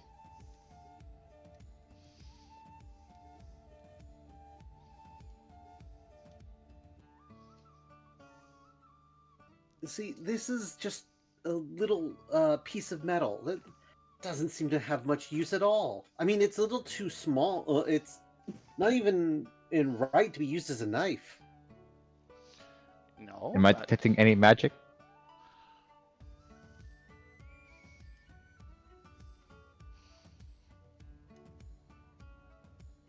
You Pass. got vigilance. The god is dead.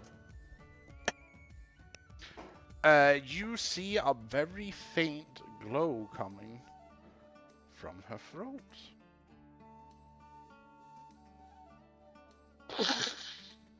She ate it.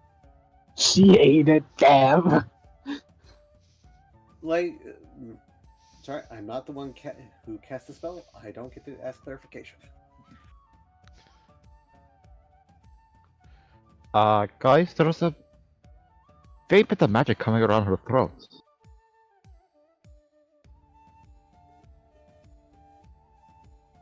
Is Like- there a necklace? Yes, she has a necklace on, I thought. Yeah, but this is like her entire throat lighting up. I'm not sure this piece of metal is what we really want. Do you have something else? Hmm. Did you eat something that wasn't meat?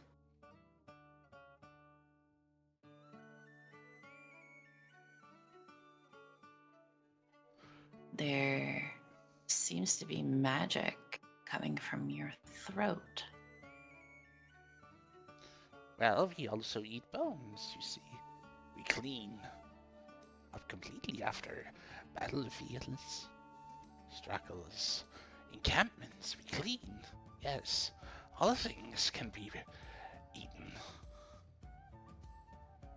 That is a very... I approve of your philosophy. All things can be eaten if you're determined enough. She kind of gives Seamus a weird look, shrugs. He returns it.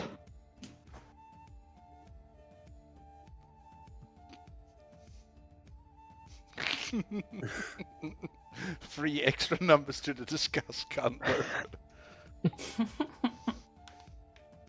Well, I'm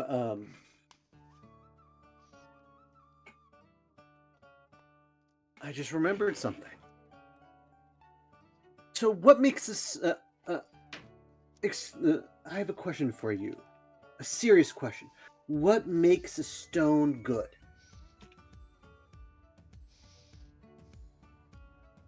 Is it usefulness? Is it how hard it is? Or is it colors?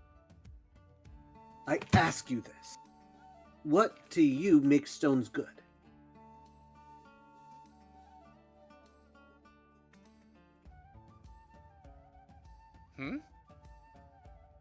I'm trying to see what she considers a good stone so I can mass produce a bunch of stones that will make it so she's All happy. stones that glimmer is precious. Shiny is precious. Show status. More precious. Okay. More Shiny status. stones. Shiny. Well, I can't make stones shiny. I couldn't change their colors.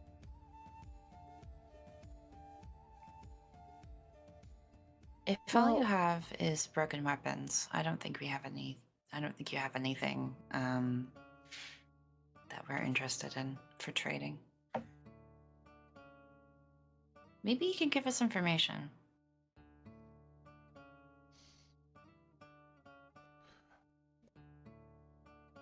We're actually Words currently of wind you seek. What price you wish to pay in?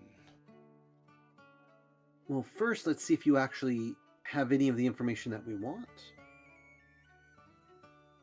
For example, oh, sorry, go on. Well, it would be is information is what we have to offer not enough for information? Depends on what you offer. I will, what information you wish, I demand in price. Well, I guess we wanted a more we're looking for the blight. Flights. Wretched creatures. Mm-hmm. We plan on eradicating it. Good, good. If you eradicate it, lands might return to normal and plenty prey becomes available again, yes? Exactly. Ooh. But we need to find the source of the blight. Have you seen it? I have not myself seen it, neither had any of my sisters, but other sisters might have seen it. Words of wind is... It is far in where our nests used to be, yes? Close to area we had nests in before we was forced out, yes. By blight, you see. I see.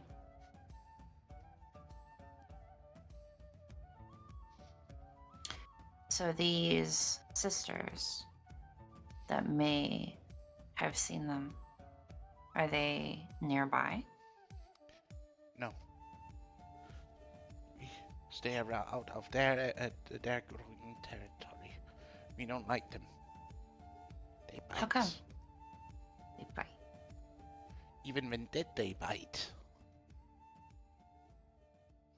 Even Plus- oh, they're blighted. Yes. I see. You cannot eat them either. Wasteful. No. Wasteful. Yes. And if you try, you get sick, and die.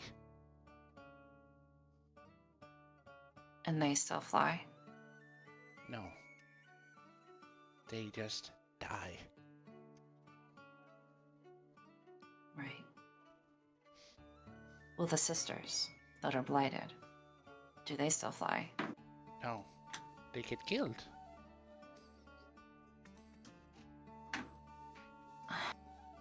I'm confused. We kill those who blight. Not give them any chance to spread disease to our kin. Oh, of course. If you're so son Well- of affection, you die. For the betterment of our sisterhood. Of course. Well, sounds then you don't have the information we were looking for either.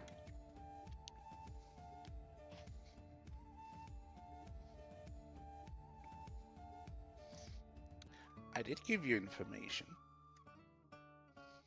You asked if they were close. I answered no. Fine. She takes out 5 stones. Here. She only takes one. She puts And- hers back. And may I offer you some flatware?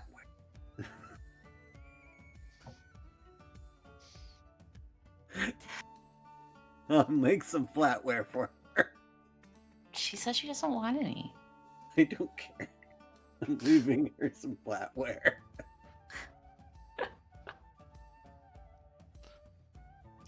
She'll just be like, "What? Why?" If they ever need anything to store things in, they usually use skulls as balls or shoulder plates for plates. Make it shiny. She can't because it's stone. Well, if you do get, well, you know what we're looking for. Yes, If you yes, do I find, will ask my other sisters if they know anything. Absolutely. We and I'll will. keep an eye out for shinies, and maybe we can try it in the future. We are traveling in that direction. She points. Direction of light is in that direction. Oh, Thank you. is that not the direction we were going in? You were heading more north direction, so you would like hitting this area up here. Wherein she got you in that direction. Okay then. Oh. She's like, oh, take another stone.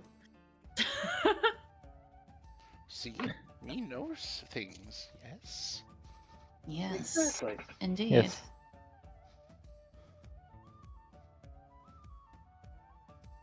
Perfect. Okay, well, that probably saved us a few days of travel. Thank you.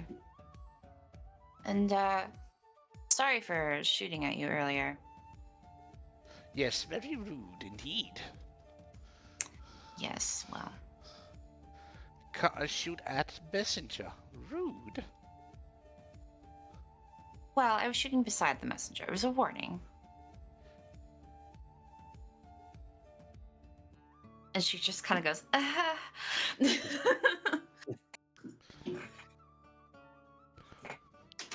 Well, She lifts a claw to retort that and just be like, eh. Start scampering off as she ties a new rock into 2 new pieces of shiny rocks into her necklace. interesting society they have. Very interesting indeed. Anyway, shall we keep going? Oh, yes, please. It smells so bad. I thought I would have gotten used to it by now. You never get used to the smell of death. Okay. Continue on.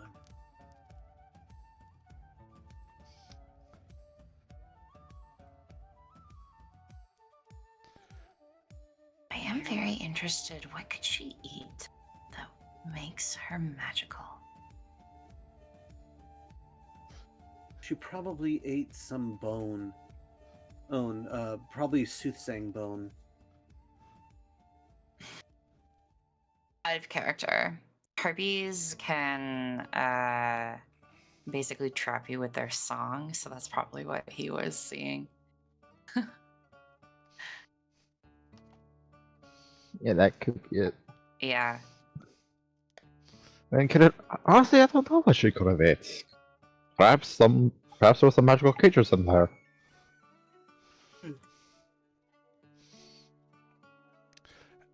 As you settle down for the day, you've been wandering for quite a while over this territory. You reach a small hill top where you can set up a small encampment for the night.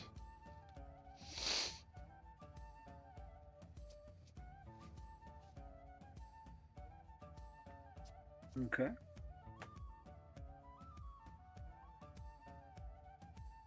Well then, obligatory. some spirits pull themselves out of the air and ground and begin to help us set up a camp.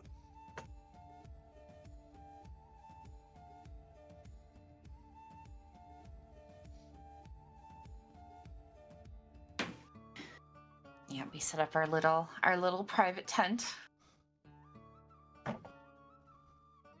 Yeah, we should. Yeah, everyone has a tent.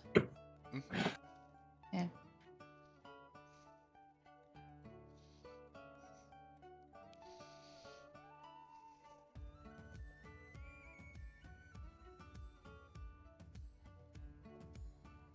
Kolith will set up a tent and watch the stars.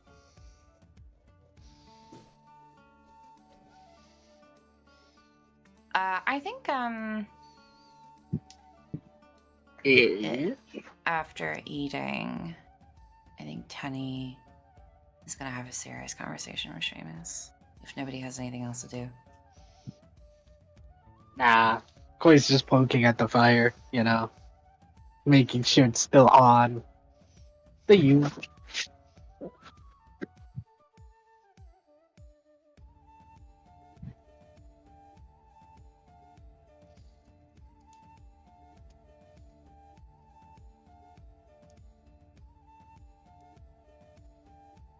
Okay. Nim is typing instead of speaking once again. I'm so annoyed. You were so passive aggressive about that. I know. Well, the Dang. thing is like, how many times do I have to tell you? If you have something to say it on mic because no one can read anything. God. Tell him. Call her out. It's not like Call we're her putting out on a like show or anything, for people to enjoy. You're talking shit. I'm not talking shit. So talk. Oh. Well, I was asking everyone. Ugh, whatever. So, once you're done, yeah. So you talk to Seamus. Okay.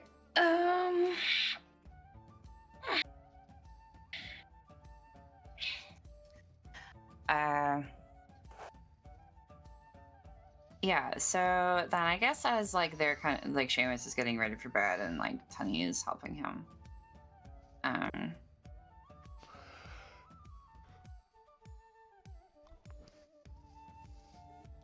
She'll be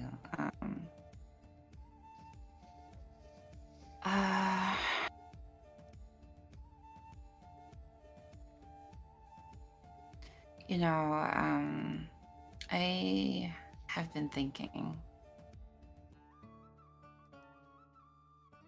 Well,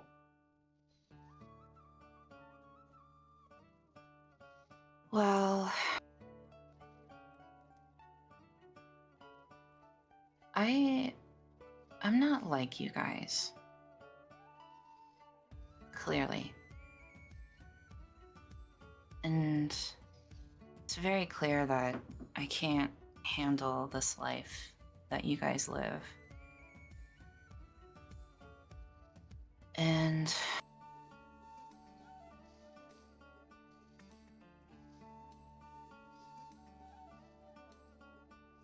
I guess I'm just worried that I'm gonna actually hurt someone.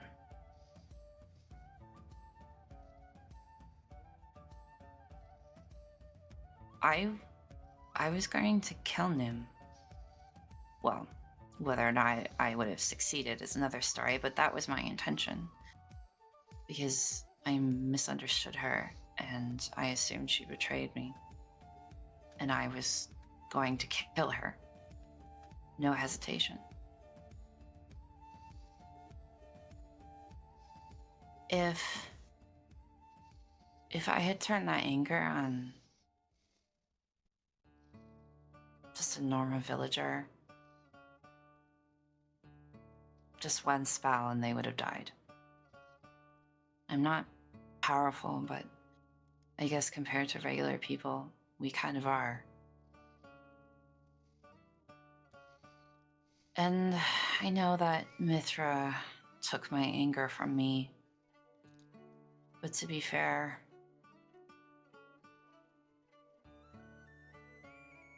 I don't think she healed me.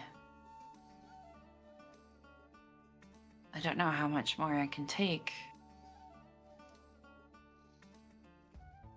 I thought I was fine, but clearly I wasn't.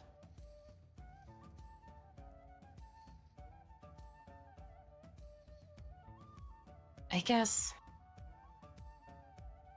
I know that Nim won't have any hesitation striking me down. But if she's not around, can you promise me that you won't let me hurt anyone? I promise. You mean it? No matter what it will take? Seamus will walk up to you, just take both your hands into his.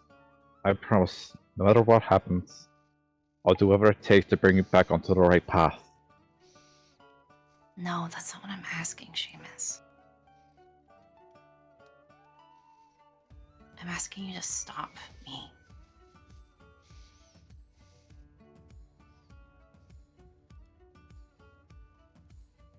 If I go insane, more than I already am, I don't know if I can be brought back. That takes too much time. You have to stop me. Do you understand?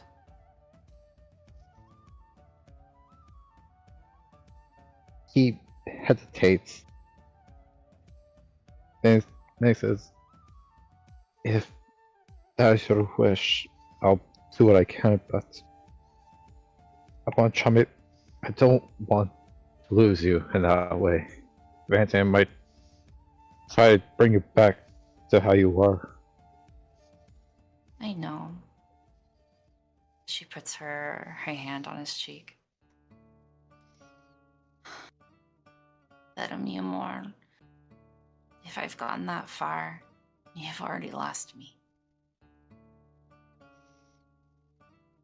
She gives you a sad smile.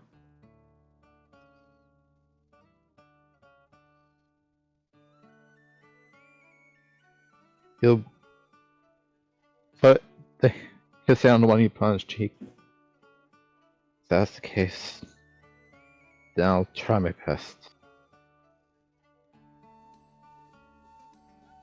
Thank you.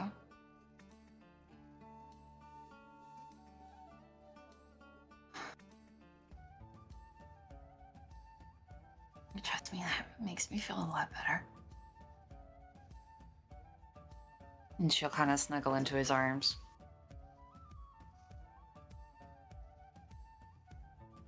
And he'll hold you in his.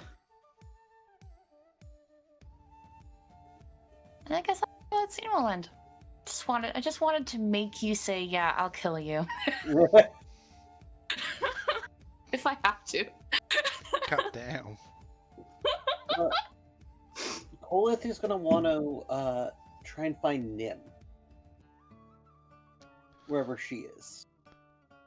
You see her in the midst of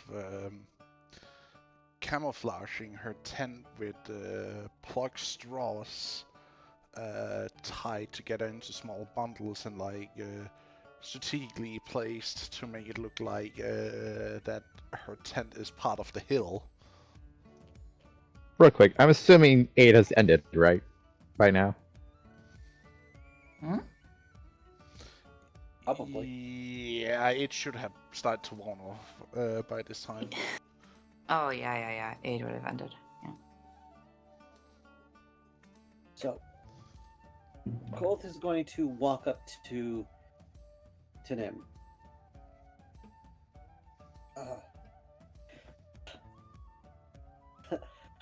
Hi, Nim.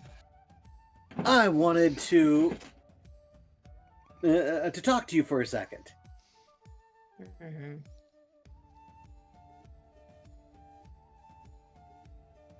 I wanted to tell you something. Mm-hmm.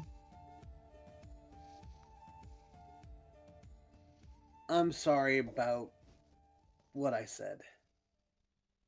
I mean, it's what I felt. It's what I was thinking at the time. But I didn't get a chance to cool. When you left, I thought you were going to abandon us. Abandon me. Why? Well, frankly, it's happened. I've been abandoned.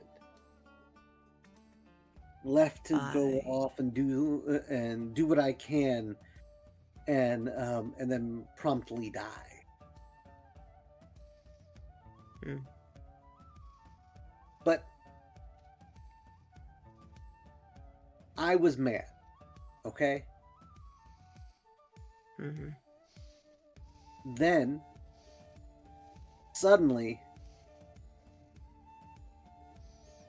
I was forced. I found out that no, my point, what I thought was happening wasn't what I thought was happening,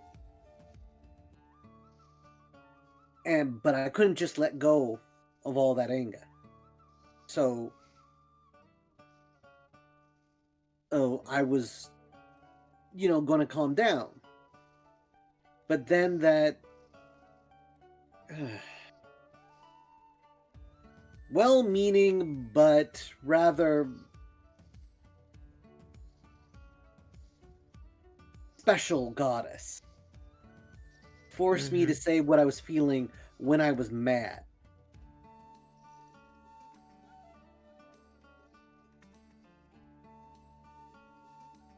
So I wanted to say I'm sorry. You didn't deserve me tearing into you so much. It's how I was feeling, but I had no intention of ever saying it. I was going to let myself calm down. I didn't get that chance.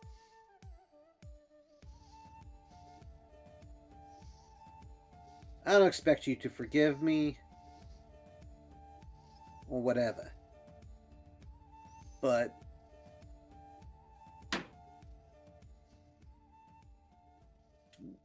it was a moment in which I could not control what I was saying.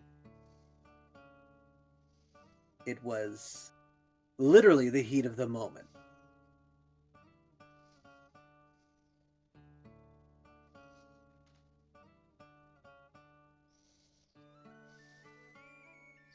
I was scared, man. I was scared that you had left. That it was a matter of time before the others left me.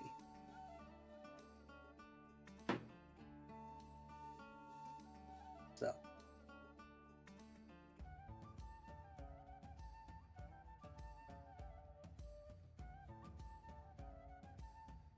But I do have a gift for you. I'm not sure. I'm not the best person for gifts.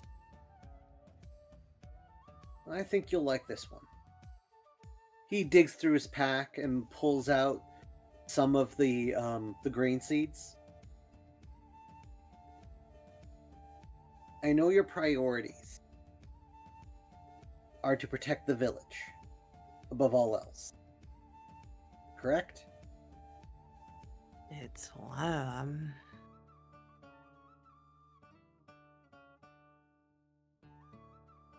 These seeds, we can use them. The village can use them to help with their food crisis. I'm not entirely sure how best to deal with this, but as you saw when we passed those fields, they can produce a lot of food in a small area. Mm-hmm. I plan on getting back.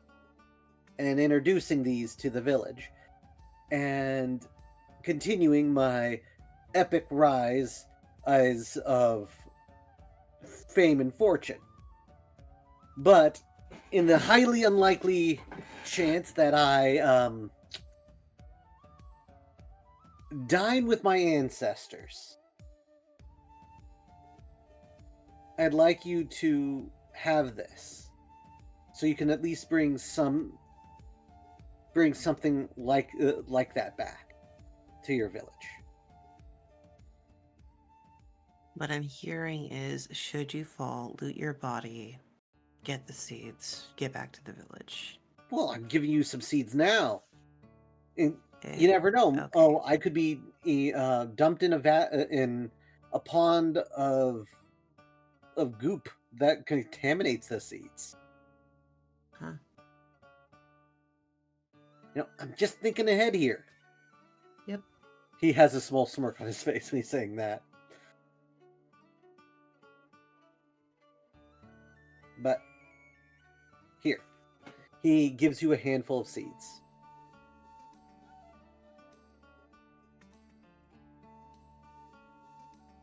Well, Your efforts are appreciated. I wish I had a smaller pouch to put these in.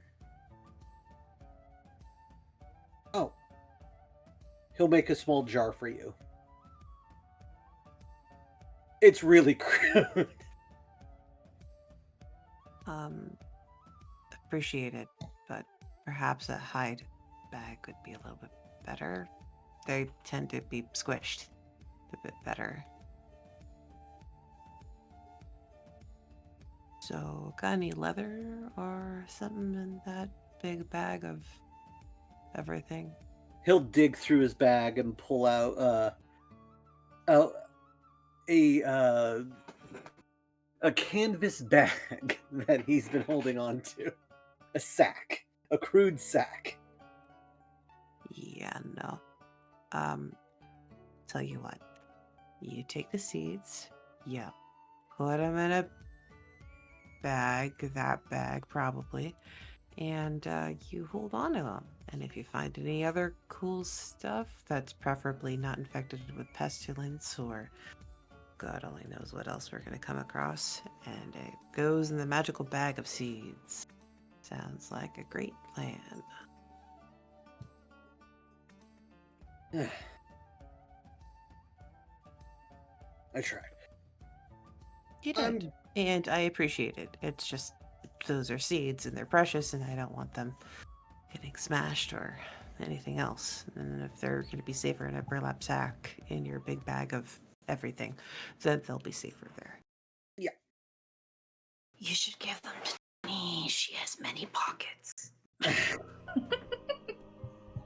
He'll just sort of awkwardly walk away at that point. Mm-hmm. He'll sit down and just put out a really long exhale.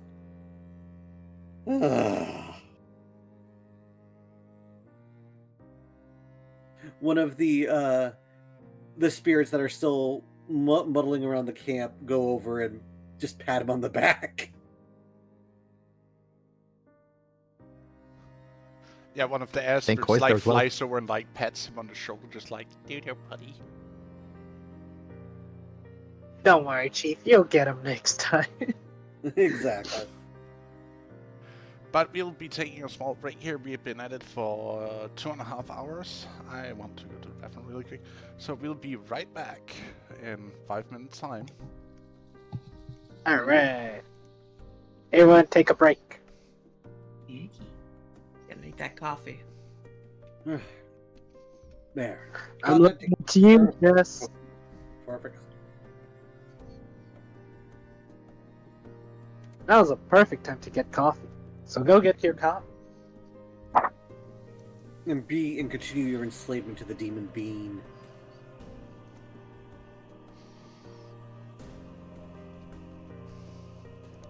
How dare you describe coffee like that? Coffee is a safe. It gives me hives, so therefore it's demonic. Damn. I'm sorry to hear that. I wish it didn't. Fine. I used to be allergic. I used to be allergic to my own adrenaline. That's worrying. Oh, it was. Are you still allergic or like? No, Oh, I'm not thank allergic God. to my own adrenaline anymore. That was a temporary allergy. Because Oh, I thank have God. never heard of someone being allergic to adrenaline. Oh, it's a fun phenomenon. It sucks ass. Yep, I had it because I had mono at the time. Mono? Question mark? This is my humble reminder to you that we are live. This is public and it will be published to the grand expanse that is the internet. That's fine. Okay. Mononucleosis. It's an autoimmune disease. Well, not a. It's a disease that that will that turns your systems inside a little bit wonky. Oh, It can manifest in a lot of different ways. Typically, exhaustion. I For see. me, one of the things is whenever I had adrenaline, I would break out into hives. Huh. Yeah, it was a thing. Thank you for sharing with us this traumatic experience of yours.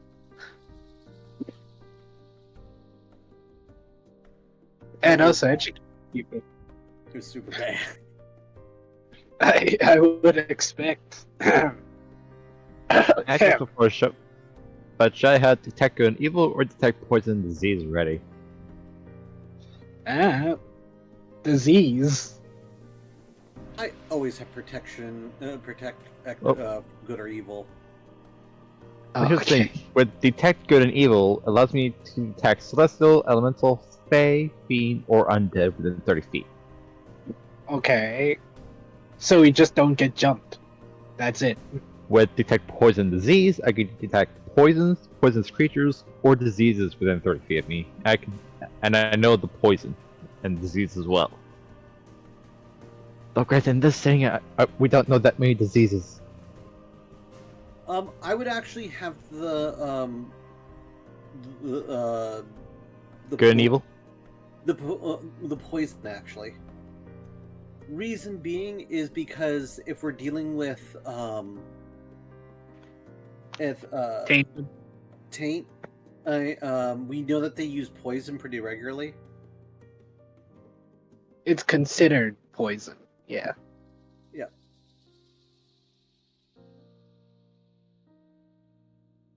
And let's face it, half my poison stuff against them is probably not going to do anything.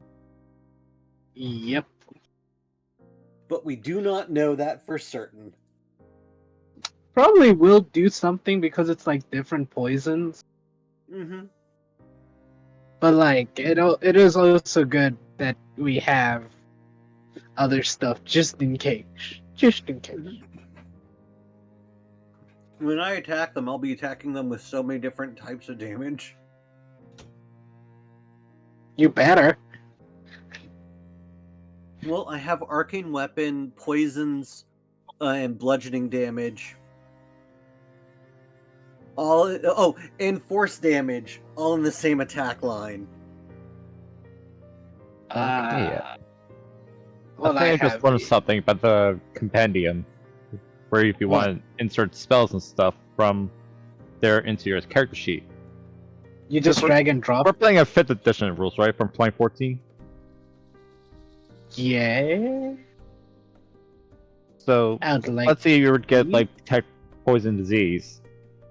You want to go on the right side. It has like the abbreviated month and a number. Go with the one that says 14, because I'm assuming that's 2014. Okay. It Are you asking, or are you telling us?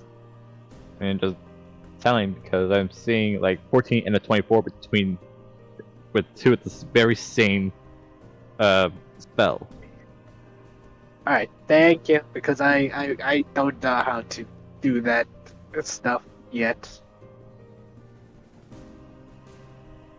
I mean, don't you have to speak with animals? I already have speak with animals. Welcome back, DM.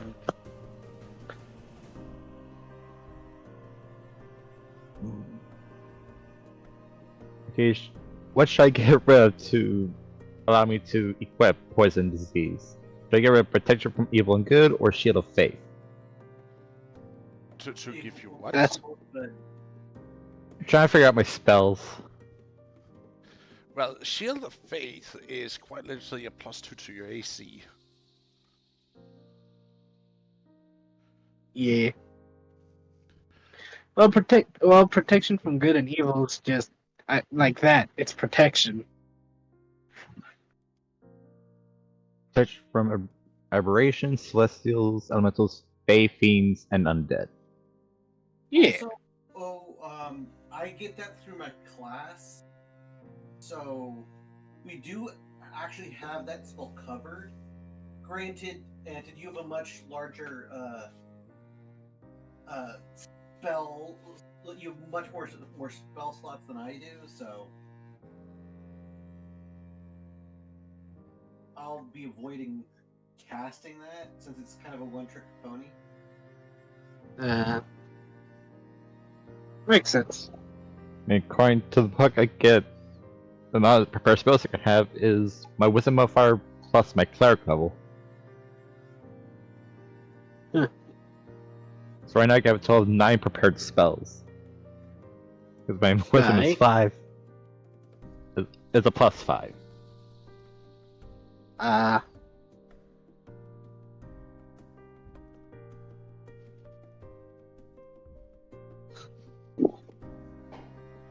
I'm the wisest one next to Nim. What the hell was I doing?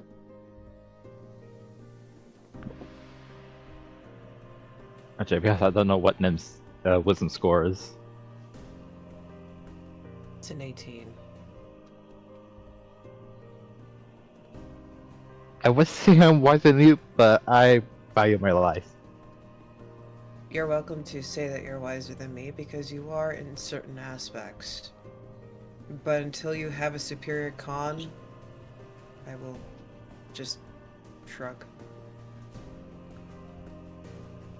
Yeah, unfortunately, my constitution is just a +1. I think that's where we differ. Mine's an 18. I said I should put more of some of my higher ones into constitution. But I mean, you lesson don't learned. have. It's true. If you're not a con build, you're not a con build. I mean, it helps Just in... because, no, just because like someone else has a bigger number than you doesn't mean like, oh, I should probably go for the bigger number. And besides, Yeah. there are feats like if you really worried about HP, then I'd suggest taking tough because it just gives you a bunch of health to your max. It's not only that, but with constitution, you can save against... helps you save against poisons and allows you to hold your breath longer. Are you suspecting to be in the front lines by chance? You know, where you're not supposed to be. Just putting that out there. I know, I should have been a war cleric, but we don't have a war god yet. Listen, we have a war god. They're just not ascended yet. You're fine. Who is that? Who is Oh it? wait, Raleigh. No. I wouldn't say name. Oh, I love how you wouldn't say it was me. But no, I was actually thinking of Spirus. Imagine a nice guy like him getting pissed off. Everyone's on fire. I can see Spirus becoming a war god. It would be a fire. He would be a fire. Everyone's over here being like, how the fuck is he a war god? He's literally a nice person! Yeah, Not really. he doesn't start wars, he finishes them. That's why he's the god of them. God of war and fire. Mm-hmm.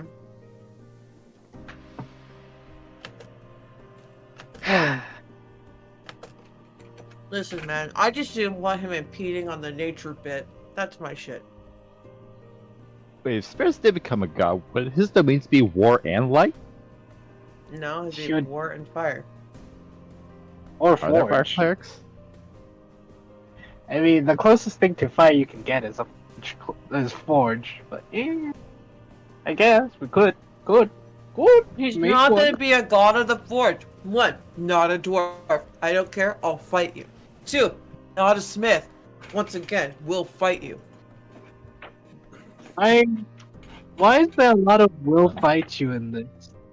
I don't know, I'm feeling spicy. Like the food you're eating?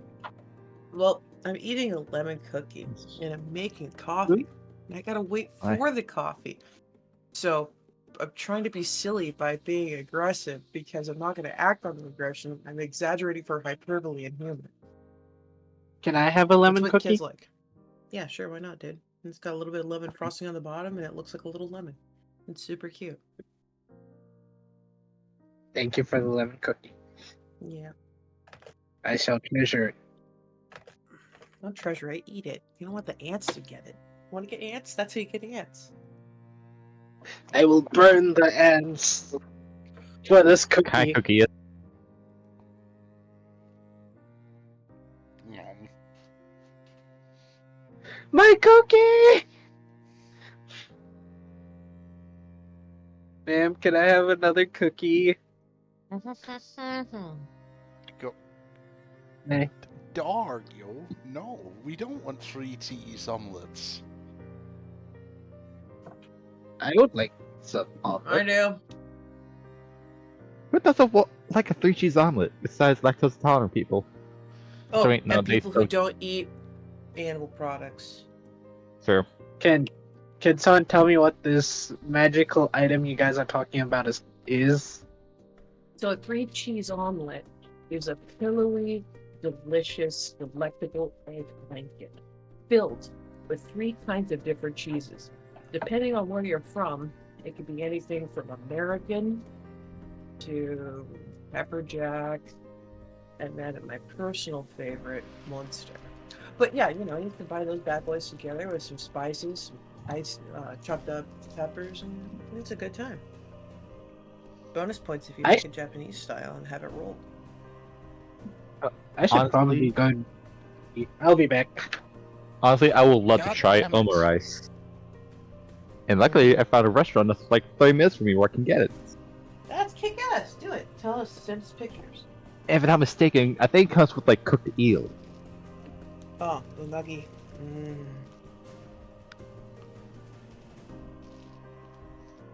I got the creamer and I don't know. It's there between fighty and mischievous. I can't tell which. Name Hey, if can I you take were a fight with Sprig? if you became a god, what would you be a god of? Death. I am become Nature. death, destroyer worlds. But definitely death. Because, you know that god that you love so much? Yeah, I don't want her crying anymore. So you'd be going to death domain or grave? Or No. both? I would be technically the death domain, because that way she could focus on the knowledge part. She could become Hades, I could become Thanatos, is pretty much the kindest way I could put it. Hmm. I don't want her crying because she has to go collect them. I would prefer her crying because she's hearing their stories and they're so pretty. You know, different kind of pain.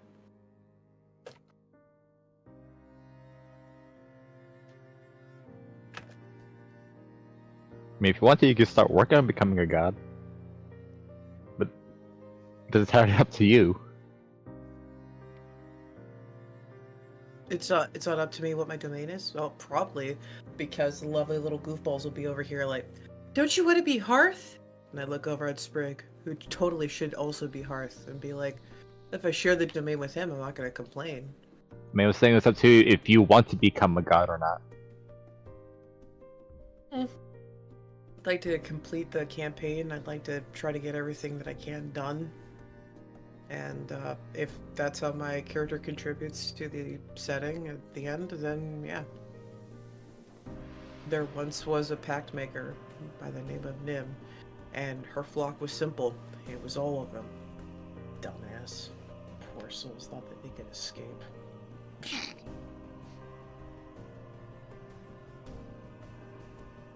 Run away! She only run flirts with away. giant noodles and scary things. What the fuck? I ain't afraid of you, and it disarms you every fucking time. Oh, look at you, all big and scary.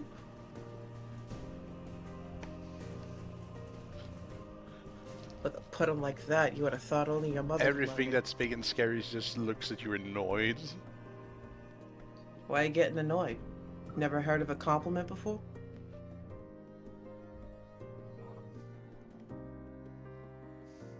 I mean, think about it, really, honestly. For those of you over being like, why would Sprig be like some war god? Because he has the same tendencies I do.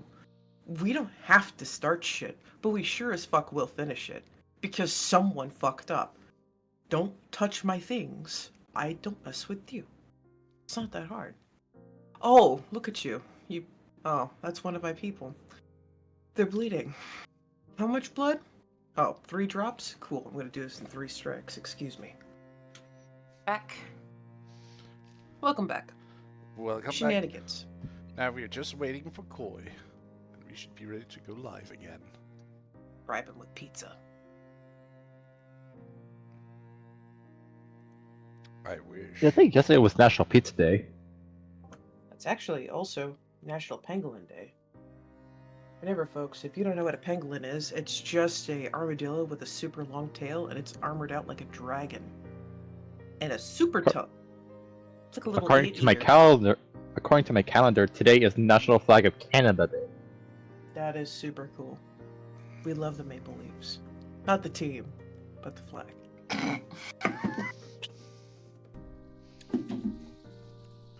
Nice. My God! Nice. Oh, the team! I can't say I like them! Nice. Don't worry, Jess. I like You you. want me to lie and say that I like a team that I've never seen play? No. To be fair, I have no words. I only watch Olympic hockey. See? Wow. She watches the good shit. Specifically the women's. Mhm. They play really well. Mhm. You're gonna hate me, but I'm a fan for the Hershey Bears. I don't see anything wrong with this whatsoever, considering that you are literally from the state of Hershey bars and sadness. Yes, I'm roughly 45-minute drive from Hershey. Yeah, it's super cool. How? Nah, Dave, you're wrong for that one. Nah, don't roast my boy like that. How dare Like, you? Specifically the main branch, I would say. Yeah. Dog Surgeon, they roasted you and you just continue giving her more ammunition? Nah. Typically what happens. Listen, I've been hanging with Nim for about, what, 2 years now? Mhm. I've been hanging yeah, with yeah. Spirits But for we're longer all than that. here, and sorry I have to cut this conversation short, but can we go back to actual game? Hell yeah, let's go. My cat stole my seat. Yeah. That sounds like a you problem, really, because Damn. we're going back online. You tell that fluffin' nutter to move. Disturbing the fur baby. Then suffer. Dang. You spend the night. Do you take shifts? Yes, I'll take first shift. Honey doesn't sleep. That's I'll true. take first shift. She's just watching all night. Sitting outside in the cold, just stares into the night. She's at the fire. I mean, Koi's there. I mean, Koi's still Someone gonna can take first shift because she'll stay with Seamus for a little while, you know, and then watching her man sleep. doing some sewing Koi, or whatever, and then she'll leave when he's like fully deep asleep. I'll take first Zach. shift. gosh darn, I said I'll take. You know what? Fine. If you want first shift, take it. Take it away from me. Damn. Hmm. I hate it here. I Okay. like it here. I want that first shift. Okay. I'm sorry. No, you're not. You're just saying it to make me feel better. For you guys, I get last shift because someone's got to make breakfast. Yep.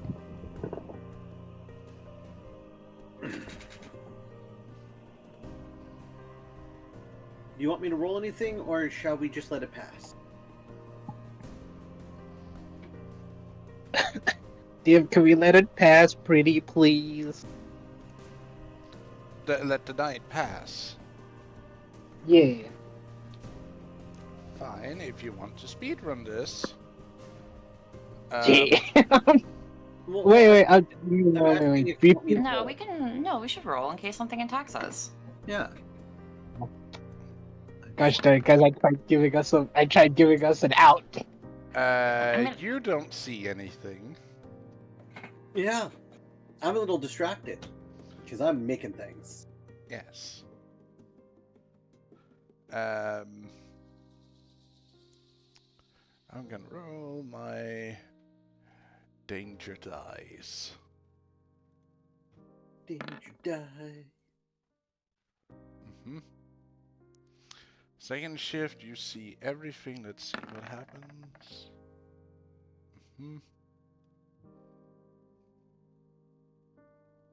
Who is having third shift? I guess that would have Rob, to be Seamus. Because Koi would be Oh. second. Oh, yeah. I mean, Together to be with Tenny. fair. Yeah. The couple. The couple I don't spending really. couple time. I don't really understand why the humans are doing any shifts because they have to have 8 hours of sleep. Oh, because I'm mixing Once things. again. I Once know, but, again, like- the weeks. I know, but like technically the humans shouldn't have any shifts at all if you think about it. Like, go But- do Why would you rob them their ability to feel useful like that? Because they need to. It's not. Yeah, but then they're not getting along like a full night's sleep. How it's described is that they need at least 6 hours of sleep, humans, and then they can have like 2 hours with light activities. Oh, okay. I see. That's at least how it's described in the Dungeon Master's Manual and the Player's Manual. How long rest actually works for humans and non-elves. Honestly, I guess thought my- it was going to be 4 hours of watching stuff. Yeah. Well, okay. I guess my other DM is just a little bit more mean about it then. Because it's always like a solid 8 hours, so you guys got exhaustion. Putting in those nice human standards. How dare you get solid sleep?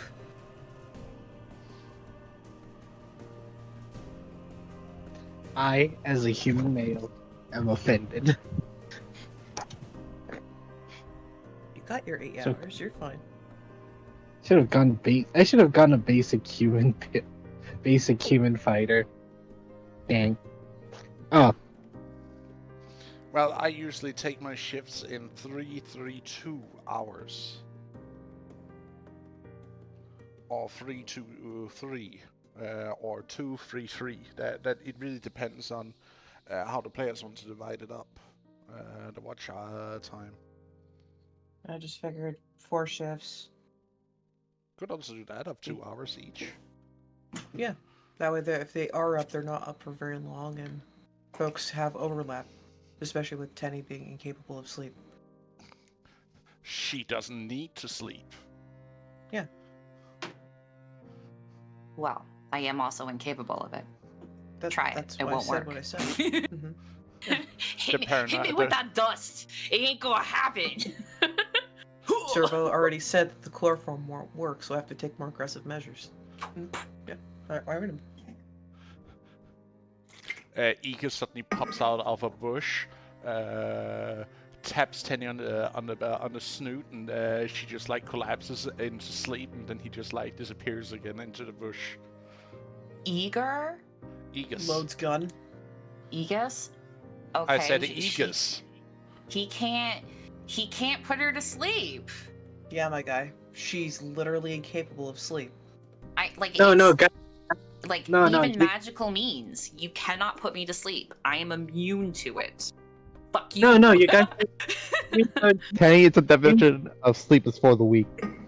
Exactly. No, guys, you don't get it. He used an ancient technique to knock Tanny out unconscious. So she's he not- killed me. Okay. I just heard Vulcan death grip, so that way the oxygen levels Concussion. would cause Gotcha. it Just to hit the Vegas nerve. She now vegetable. Okay. Incapacitated doesn't mean you die. He just Yeah. puts you at maximum non-lethal damage, which basically knocks you out. 0, yeah. Yeah. Yeah, death. Okay. Did Start you rolling. say that he was being all honorable and doing his job and getting the fluff out of here and He did. Oh my god. It's a joking. bit. We're all So who's taking the joking. next We're shift? all joking. Anyway. I think it's Seamus and then Nim. I need the ones who are holding watch to roll for their shifts. Third up now. so Koi would have to roll for second, and then Seamus has to roll for third. Okay. Straight or Percent. disadvantage? You are not an elf. You just cuddle one, so you would have standard. I was testing it normal. Yeah. Penny is just like, Mom. oh, God, he's so Oh, I thought that was Seamus for a second. Not Koi. I was about to say, God, Damn. you won't get off me. He was not paying attention at all. Oh my. Koi is just sitting there poking at the fire in deep thought. Too Missing deep his of a thought. wife. You would. No. Go back to bed, Koi. Like, you're not even trying. What's the matter, buddy? Wait. Does Teddy actually say that to Koi?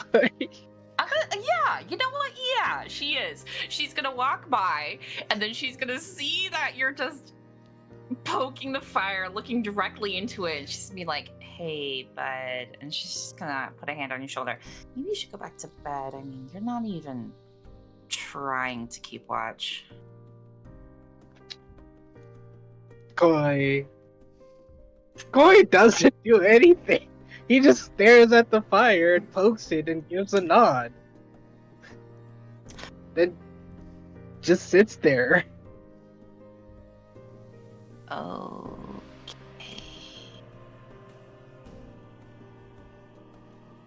Right. And then once his shift is over, I guess he wakes up.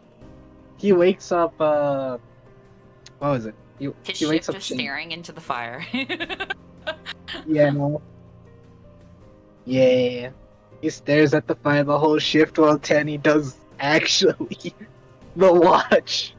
Then when it's time to end his watch, he goes and wakes up Seamus. Now it's Seamus' turn.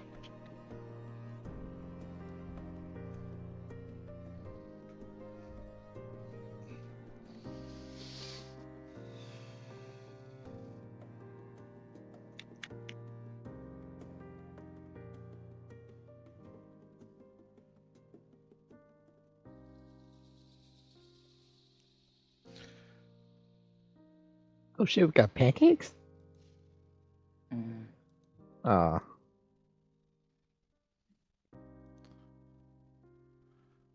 I Definitely. guess it makes sense. We have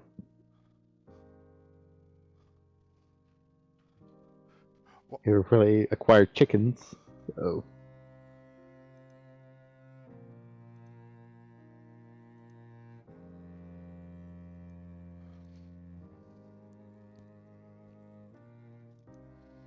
chickens and cows.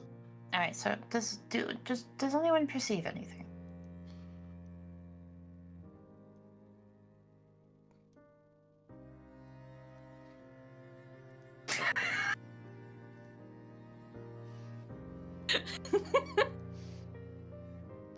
I know that guy. Yeah, another guy.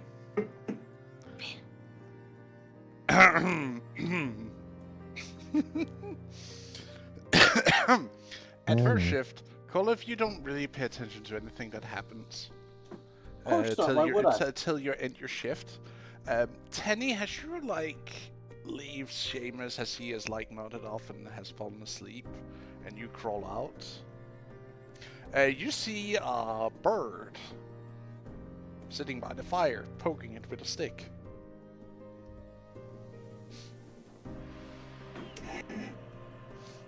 Hello, Buddy.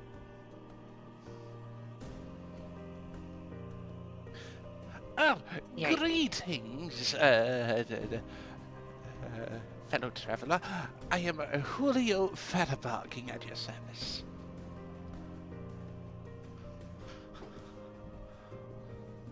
He gives a very deep bow, with one wing in front of himself.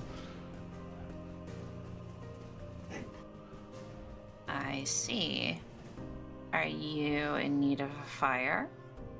Ah, yes, it's not smart to travel alone in the dark, you see. And I saw fire, and I thought, I could share fire and safety. Very presumptuous, aren't you? Oh, Especially nobody. out here in these lands. Ah, it's nothing bad. Damn, Nim, you're asleep. This was the second watch. Is this second watch? I thought this was morning. No, this No. is second watch, when Tenny is taking part of her watch, basically. Cool. Then belay that. I'm gonna roll an insight on him.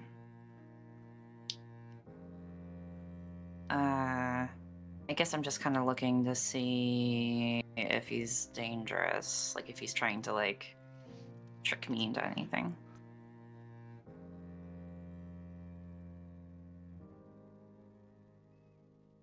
He seems very peaceful, he doesn't seem to be carrying any weapons directly on him. You do see his ginormous bag with stuff tied to it.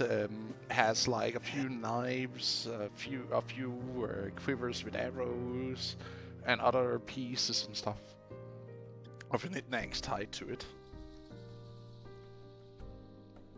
Are you a traveling merchant? Ah, very perceptive of you. Yes, I am. You have anything you wish to buy? I can either sell or buy it from you, as long as it's in my stock.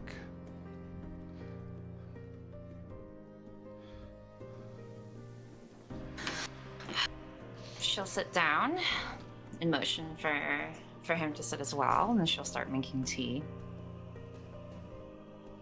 Well, well, I don't know if I want anything to buy per se, but I guess is it fine to ask you questions? Or do I have to buy that? Oh no, you can ask questions. I shall do my best at answering them. Right. Well, why are you traveling these dangerous lands? There's the Blight and there's the Beastmen. I mean, you're Yes. clearly not a Beastman. You're more beast than man. Oh, I am not related to those brutes at all, you see. I am... what is the word you featherless people use? Well, I mean, you look like a pigeon. Yes, But I know. larger. I am avian, that was. Avian. Well met. We are many different kinds of birds who have come together, so to speak. I, though, have chosen to travel far and wide to sell and bargain. I see. And so where do your avian people hail from? Oh, they are far to the north of here. He To the points north. in the distance where the moons are still are slightly, illuminating the very distant land. And he points in the direction of the giant tree. You see that giant tree over there? Like that, even showing above the mountains? Beyond that, my people live. Fertile lands, yes. Penny actually looks quite curious about that. She never really thought too much about the lands past that tree. Or even that it was a tree.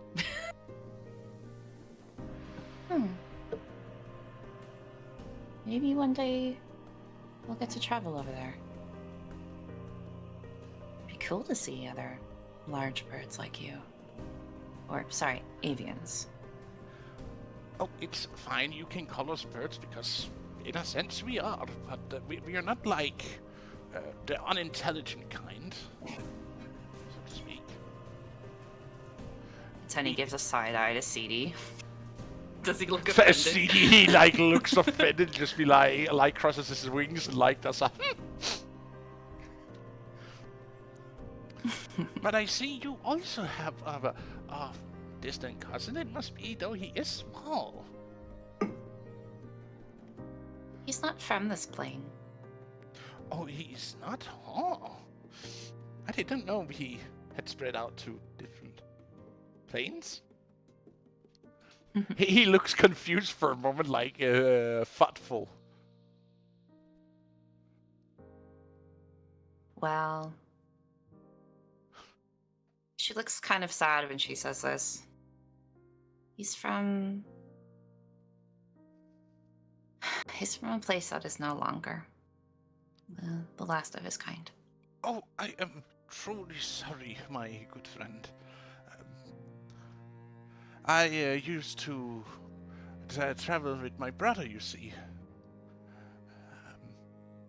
But he sadly did not make it.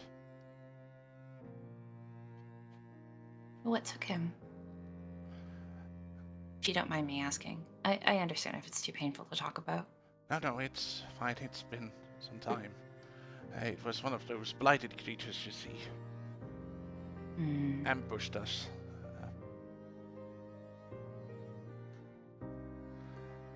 I understand. Even as far as the north, or as you were traveling down here? It was in the north of here. They really are everywhere.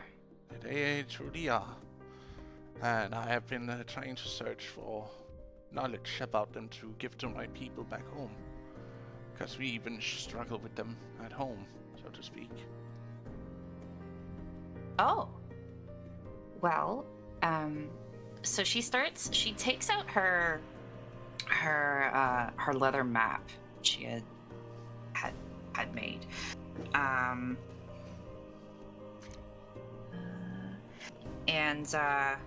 Do you wish for me to go to the world map so Well, no, it's okay. Yeah, maybe if he's gonna give us more things, yeah, that could be good. Yeah. So she's gonna take out our little map and she's gonna be like, okay, so this is where me and my group are from. Everyone's sleeping right now. I don't really sleep, and we had some blight here. It's from a chunk of flesh. I don't know if you know that. That's where the blight comes from, and we eradicated the flesh. And we know of. So she pings here. And we know that there is that the blight is worse in this direction. And so that is where we're going, hoping to find the source here. You are correct that there are blight up there in that direction. I have my run-ins with them.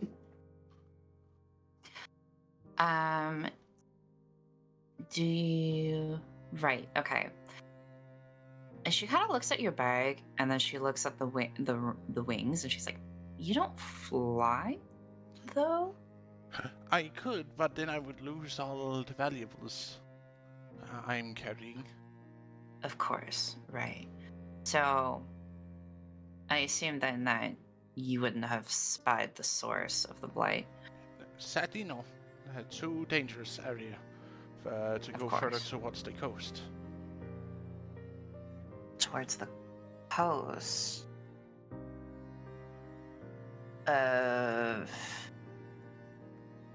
Coast of what? Do you think you could draw it? He she kinda he passes starts the map over. he like starts drawing in the crack fjord onto the map. Well, that river is huge. It is seawater. It seems like that island was once part of the mainland, but something quite literally cracked the continent very, very long time ago. Oh, that island. Okay. Right. There should be ruins there. So... Okay. You also see he expands the map up to around this place on the Lonely Steppe, adds in the valley. Where the tree is? Valley River. Okay. But he yes, does you not meant. add in this area. Okay.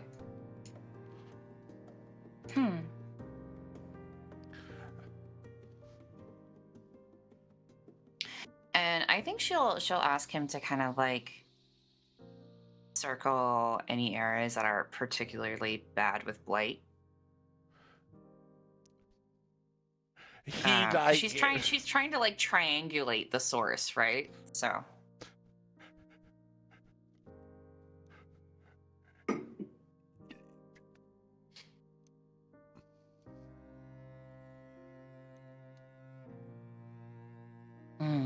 okay.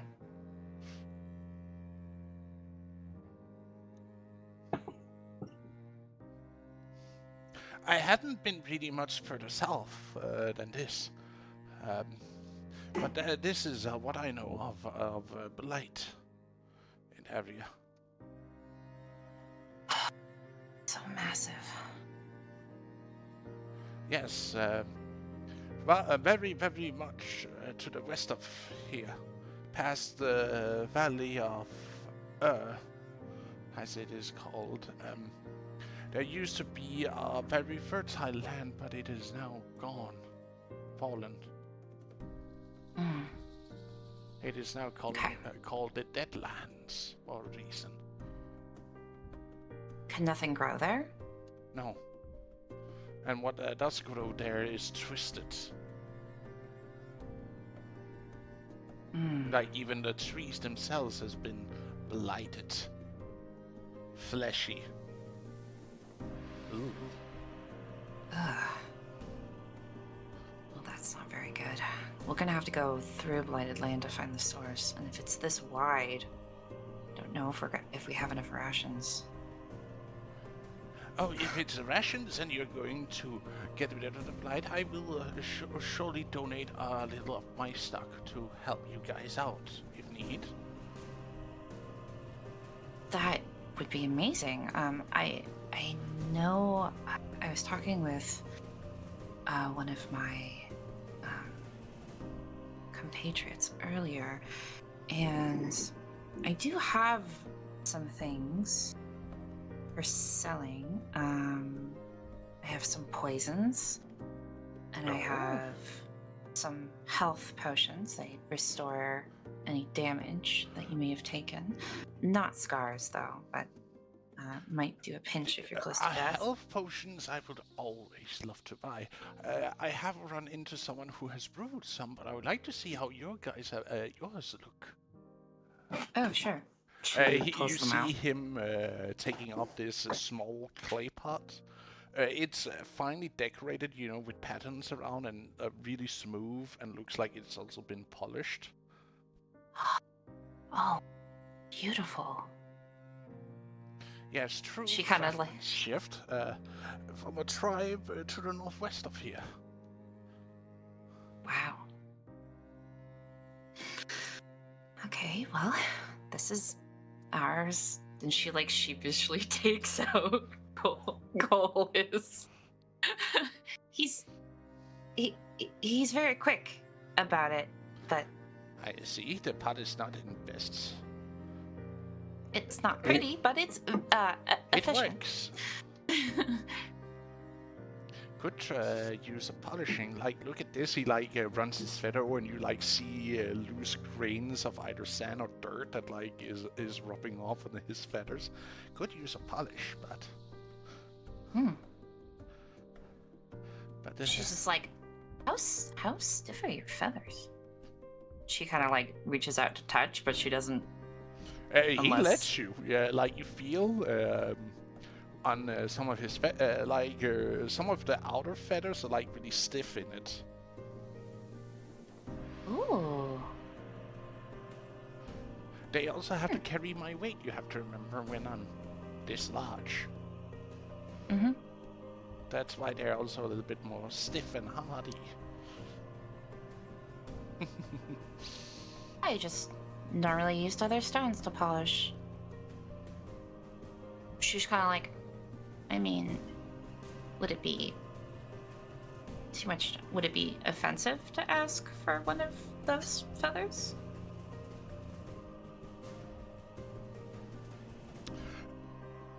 Which one of my feathers are you speaking about? Because if it's my flying feathers, I am not giving one of those. If I lose one of them, they takes a good while before it regrows, and they can. Oh, just one of those, a feather that can polish. It's lighter than carrying around stones. You see him look at a feather.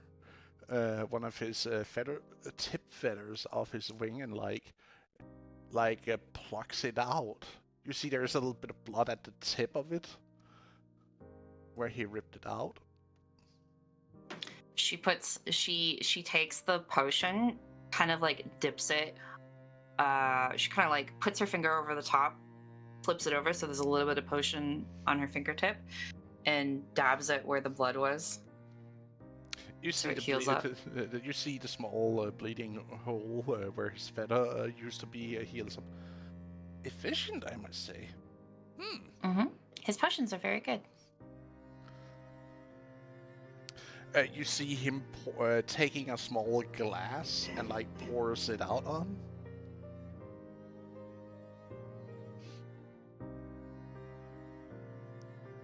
The potion she had? Yeah. Okay. To check how its composition, so to speak. He's taking out a literal glass and pours it into and looking at it. Ooh. She's just staring at the glass.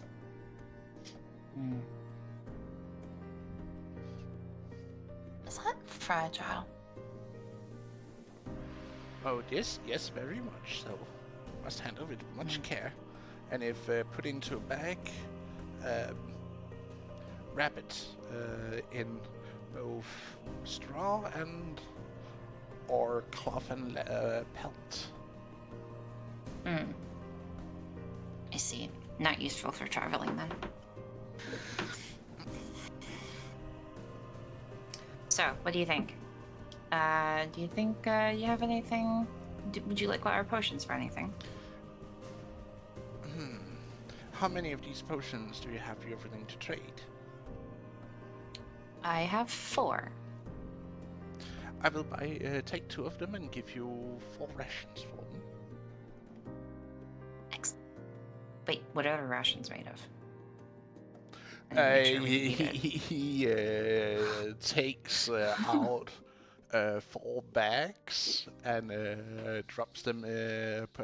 Takes one and puts into your hand. Do you take a look at it? Yeah, she does. It's a mixture of dried nuts, seeds, and a few berries that's dried, and a few grains that has also been stamped. So it's basically a muesli mix he's trading in. Hey. Well, that's fine. Food's food. Nothing wrong with granola bars. She's checking for taint. It seems healthy. Like, it looks good. Like, these are in perfect conditioning, given they have been dried. Okay. If I but had some honey, I could have made myself some of those nice bars I showed off last time I was trading. Honey? Oh, from bees? Mm-hmm.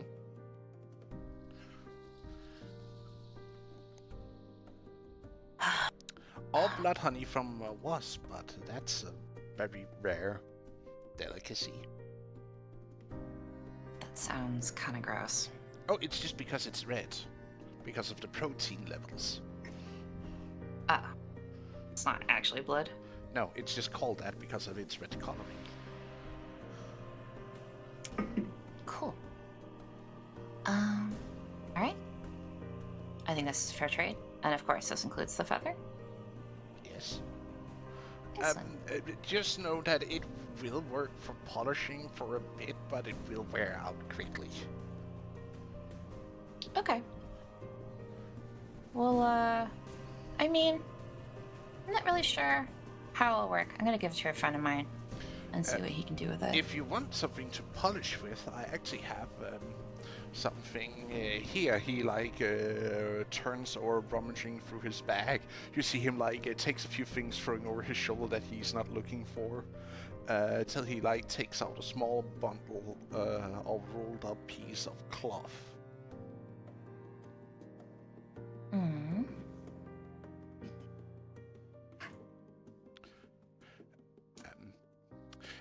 Can I borrow the empty pot where the potion were in? Sure. You see him standing up, puts the cloth as he takes it out, lays on the ground, and then he takes the pot and puts inside of it. And then he takes the two ends of the cloth and lifts out as the ball is hanging from it, and then he just starts doing shifting with his arms, and you start to see small specks of sand that loosens out of the cloth onto the ground. After a while, Wow. he just puts it down and picks up the ball, and you see that it's mostly polished now. Only a few places that's unpolished, underneath the neck of it. And if there are any inlets in the body of the vase, for example, for decoration purposes or any of that sort, are still very raw, but the flatter surfaces are all semi-polished.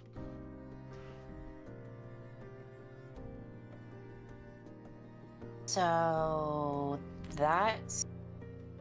What is that? What is that made of? Oh, this is a woolen fabric Wool. made of fur of sheep. A creature Yes. has fur Yes, rough like that. Or I also heard that there are some bigger creatures that also has it. Longnecks has a terrible temper and has it with either stampeding or spitting at you. Huh.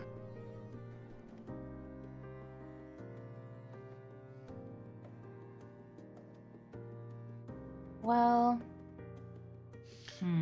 I also have heard there might also be some really, really big oxens.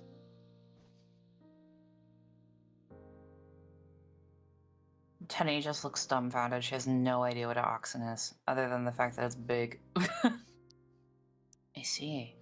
Okay. Interesting. Well, not really That could be oxen. useful. He draws a small picture of it in the sand. On the ground. It's a large beast. Are they dangerous? They can be if you piss them off. Okay. Oh, what else do we need? Okay, so we have 4 rations. The last 2 potions. They have this feather. I don't know if armor or potion is worth just that. What else do you have to sweeten the deal? Well, I have knives, arrows, tools, whatever you like. Arrows? Yes. What kind of arrows? Let's see here. I have bone arrows, stone arrows, normal wooden ones, and a few copper and bronze. Oh. Out of character, what kind of arrows did we get from the village again? From the city? Were they steel? No, that was copper. Copper? Okay. Ooh. How many copper and bronze ones do you have? I have 2 quivers of copper and only, sadly, a singular of copper, but they are pretty expensive since they're rare to get your hands on. Mm-hmm. Indeed.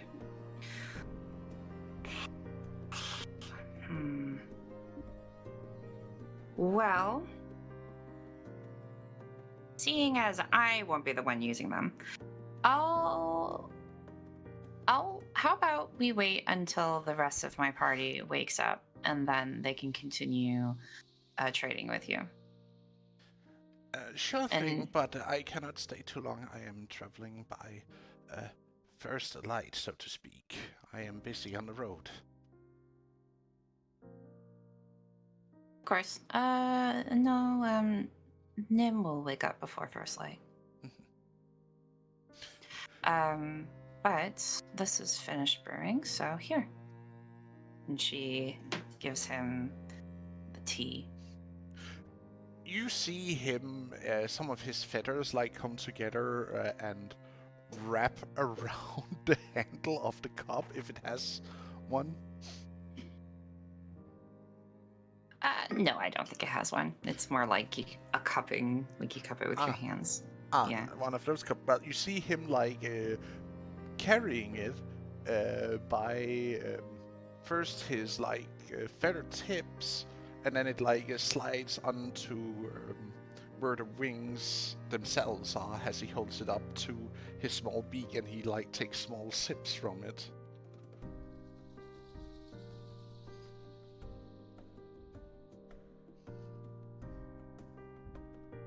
I think in that case I'm probably just gonna talk about oh yeah, she will tell him the story of how they defeated the Blight and what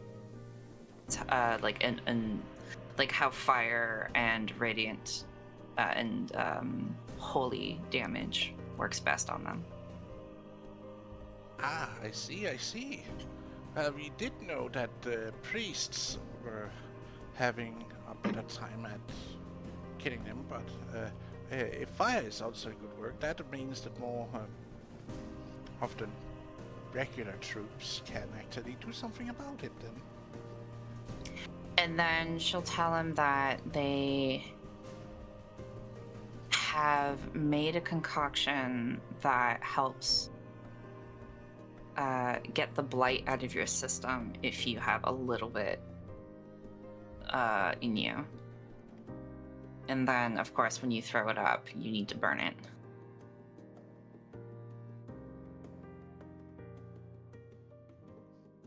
Makes you throw out the blight. Curious. You know, as a way, you know, you could still save some of your people or soldiers if they've only been blighted slightly.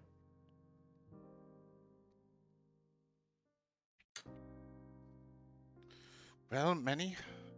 Although she Thanks. doesn't know the recipe for it, he'll have to wait for Nim to wake up just before first light.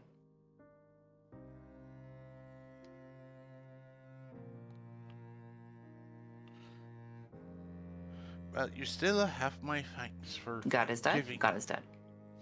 You still have my. It didn't register. I pushed down on my push to talk. Oh. You have my many thanks for bringing this much very useful information to me. He takes off a necklace he's wearing, and one of many necklaces he's wearing, and hands it to you. Oh, you don't have to pay me for that information. You gave me a gift of knowledge, I give you a gift worth at least something.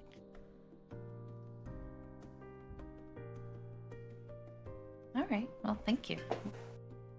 She'll take it.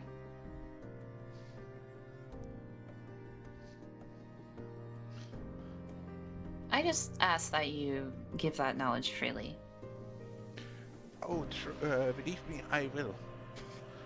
I will become a hero when I return home with this knowledge.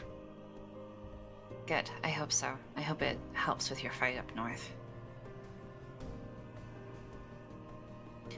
She looks at the necklace. Is there anything interesting about it?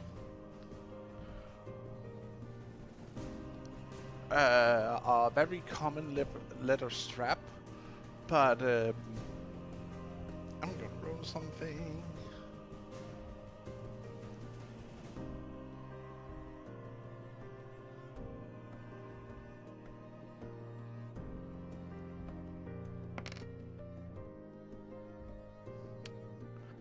Huh.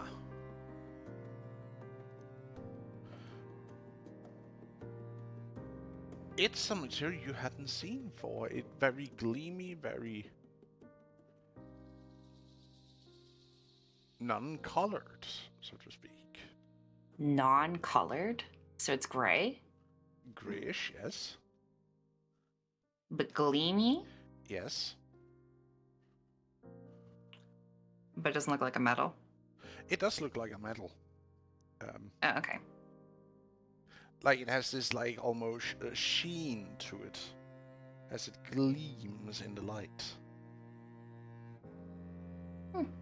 Pretty. It is shaped as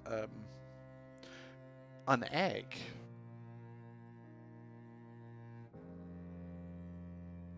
Oh god. More eggs. You look at it, Is suddenly there- just like you start shaking because you're having flashbacks to what happened. But no, it doesn't look like spider eggs. This looks like a bird egg. Anything special about this gem? Oh, that Other is. than its beauty, of course. It is no gem. It is a piece made by a friend of my family before I left from home. Oh. That's very special indeed.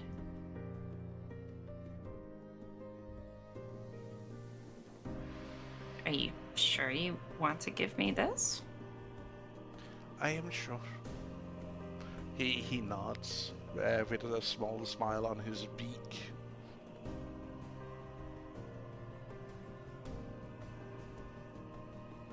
Does it have any significant meaning?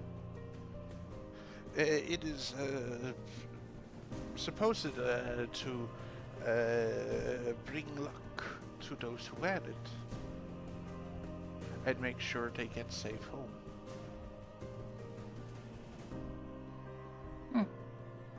Okay. Well, I hope this doesn't take your luck away then. And she'll put it on. She doesn't want to be disrespectful. Well, let me know if you need anything else get to be more comfortable. Otherwise, no, I'm just gonna sit here and sleep a little. You usually just see how he just plumps down next to the fire, like a bird would. Tenny will put some extra wood in, stoke the fire a bit, and then we'll go back on watch. Still kind of staying not too far from the fire.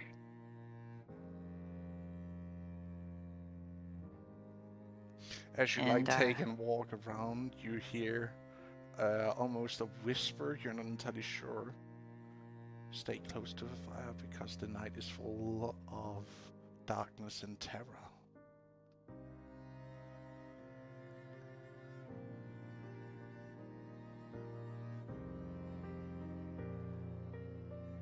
Sound like her patron, or or is that her bird friend? It's not a voice you've heard before, so you're just like, what the fuck? Where did that come from?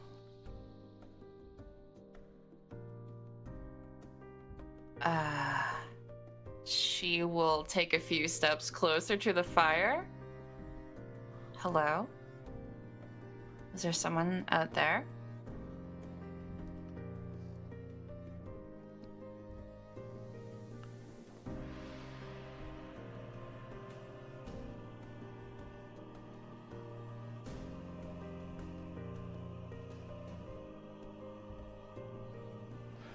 No. It replies no. She kind of takes a defensive stance.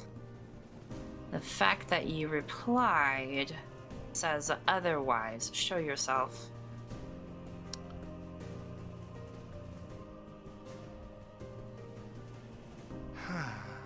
Really? Really?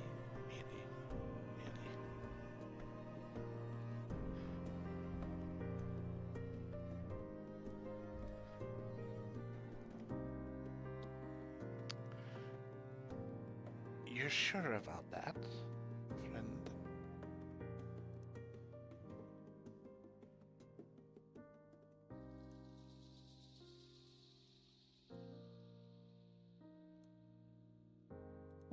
Well, where did she hear the voice?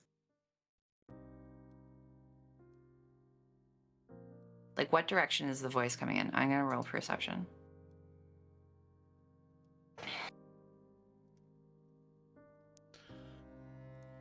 Yes, you may roll perception 23.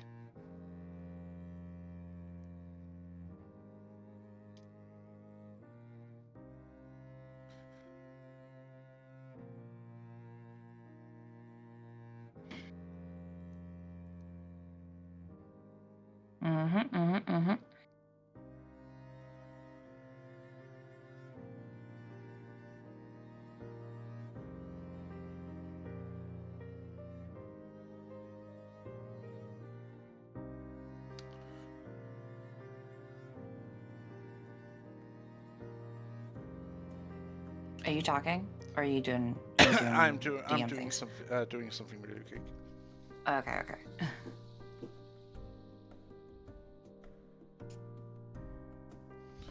Well, if that's what you wish, dear, don't be alarmed that I didn't warn you.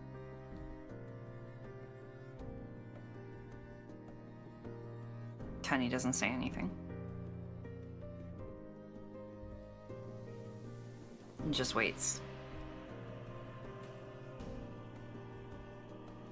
Ah, a Gorgon. Lovely.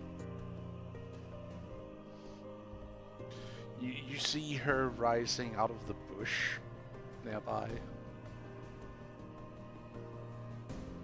Tenny looks down at the ground.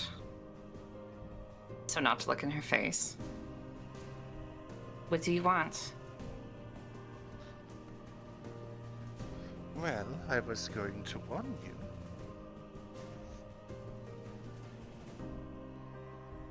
Why? Mother said so. Who is your mother?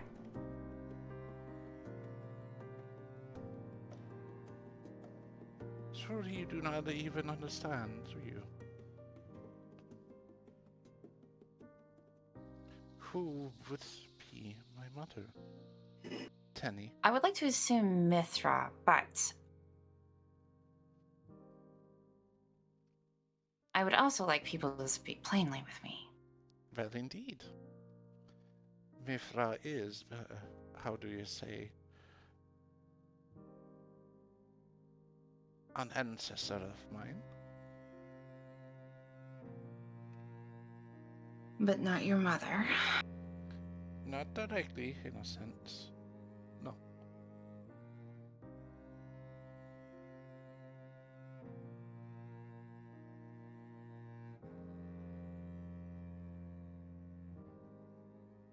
Okay, then again, speak plainly. Why are you following us? And who sent you? Well, Mithra asked me to keep an eye on you and to make sure that you were safe, since she herself could not do so because of what is happening in the city. I see.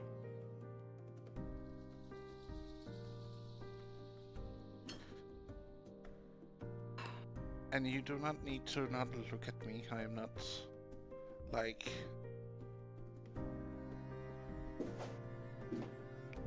one of my sisters who cannot control their gaze.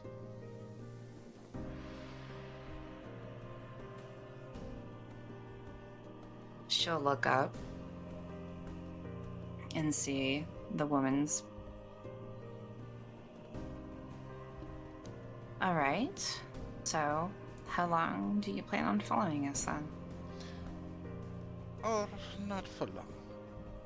Just till you reach the infected lands. That is where I can follow you safely.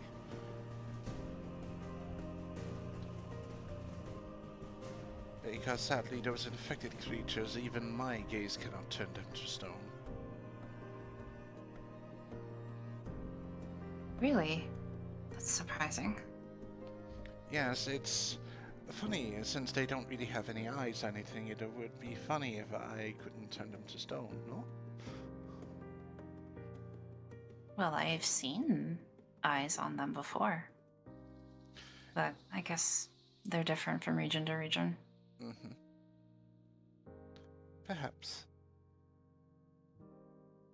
Okay, might as well share the fire as well then. I will stay here in the bush, in the dark.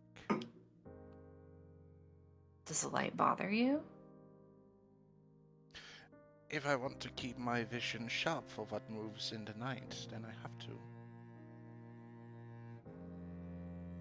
I see. Well, you might as well introduce yourself in the morning. Oh, they will not see me by first light. I will be gone after we are done with our little talk. Penny will shrug. I see. Just know that I will be nearby and making sure you're safe.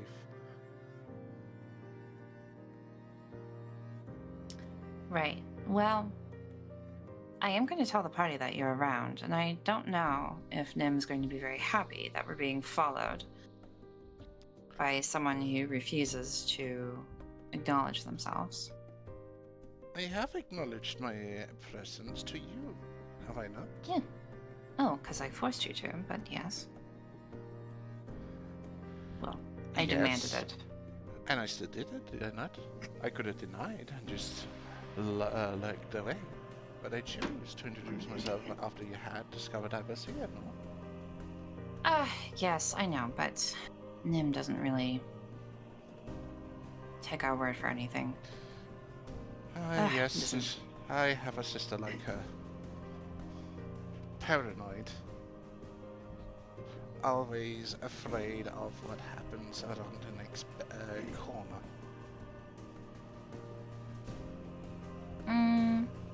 I wouldn't say that she's paranoid. More like arrogant. Oh.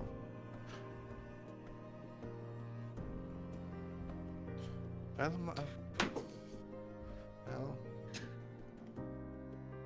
her I speak to says something else, but we might both be right. We could also both be wrong. It doesn't really matter what my personal feelings are. I'm just saying. She might come looking for you. She can fly. It would be best if you showed yourself to her. If she comes looking, I shall show myself to her. Okay. So, what are these things that we should be worried about in the night? Well, there are the harpies, even though I see you already tamed one of them. Mm-hmm. There are quite a bit of them, and they are both daylight and nocturnal hunters and scavengers, so be careful. Okay.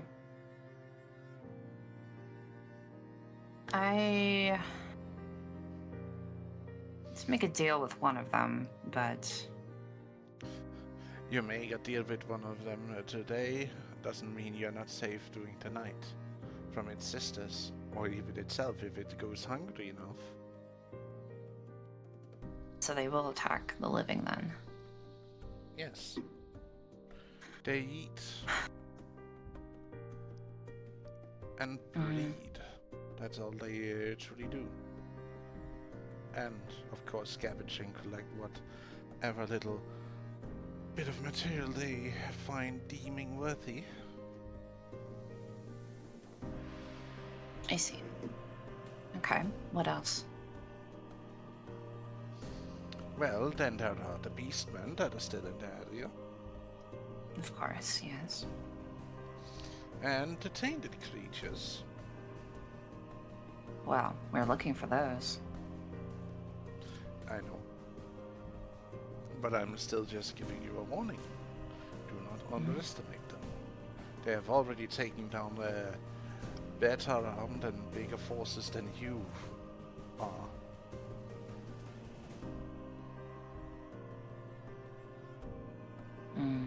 Do you think we're in over our heads then?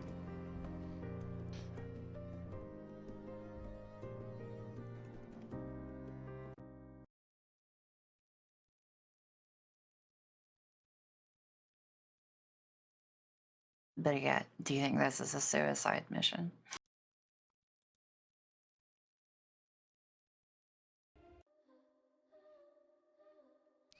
Not necessarily a suicide mission if you're cautious with your approach and manage to get in without being discovered.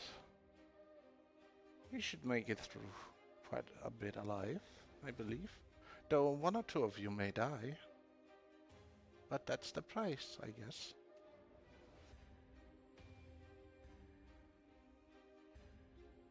Me and my She nods. sisters have already paid dearly for our attempt at figuring out what's in there behind the outer borders. Since you guys disappeared into thin air.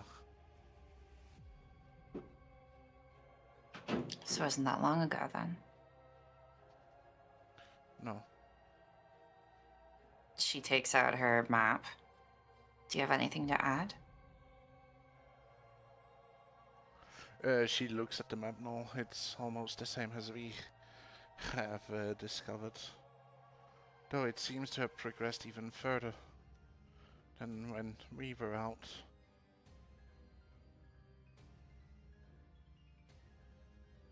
Yeah. Then it's moving fast. Well, I only got back like a week ago. Do you know if... Do the beastmen flee from the Blight as well? Well, I know they fight it, and then they leave most of the time. See. But I have seen individuals of the different hordes of these beasts that has been consumed by blight.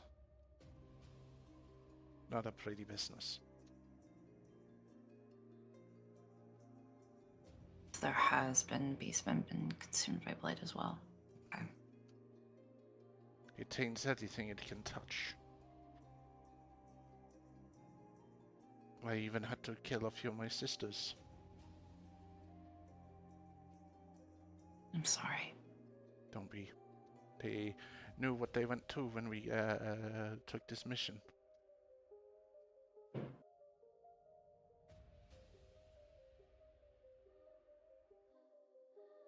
I'm still sorry. A loss is a loss.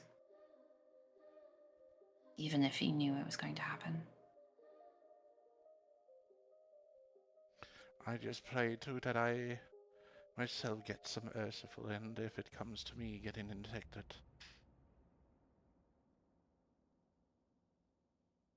And gives me a quick death.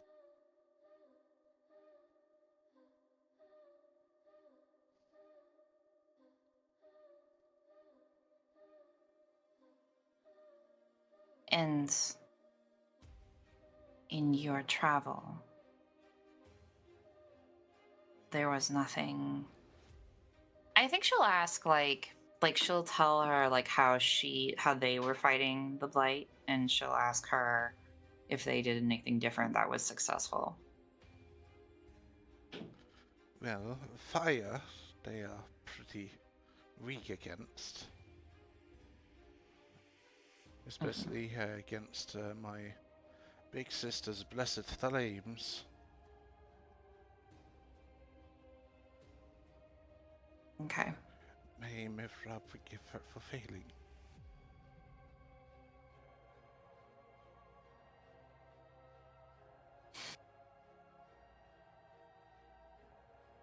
Oh, jeez.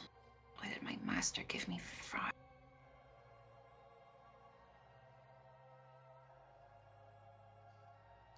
But I cannot stay long. I have to get moving. The entire perimeter doesn't check itself. Of course.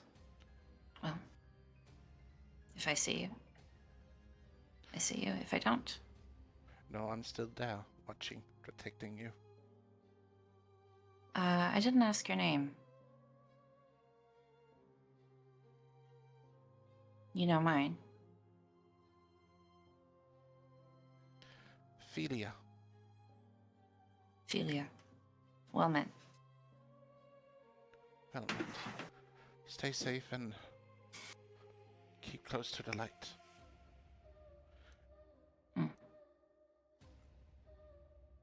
And she does.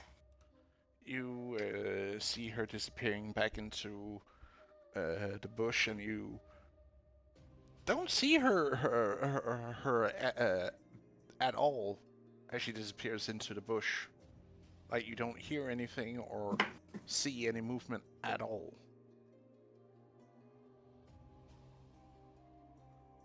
Even if you go and check the bush, it's like she was never there. That's a cool trick.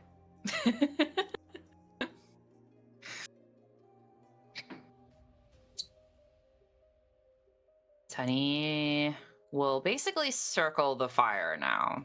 Kind of stay like 10 feet within the fire. I think so.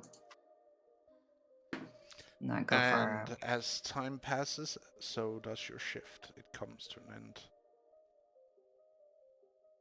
Well, she stays up the whole night, so Well, you yeah. do need to wake Koi still for his part of Yeah. the shift. Okay, she wakes him, and he sits at the fire, pokes at it. Does Koi say anything about the bird? He doesn't even pay attention that there's a bird. He's too tired and too much caught up in his own head to actually pay attention to anything. He's very mopey. Yeah, he did roll a You know, 5. You with rolled a that 5, 5, dude. yeah, with that 5, yeah, he's too caught up in his own thoughts to really notice or mind.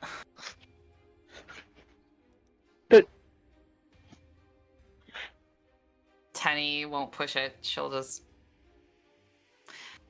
keep on keeping. Koi's shift Basically comes. doing his shift. I mean, Danny did say, "Hey, Koi, if you're feeling tired, you don't seem like you're doing much." So she would have chased him away. Well, she And didn't that's the chase case. him away. She just said, you're not really doing your job. You might as well, you're not in it. You might as well just go back to sleep. She didn't chase him away. She's just saying, there's no point in forcing yourself. True. But third watch Yeah. comes and goes. Seamus, your shift is up.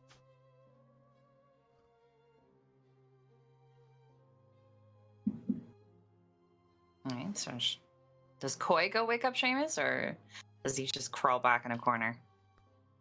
I mean, he would have woken up Seamus before going to sleep. Okay. Just wasn't sure how mopey he was.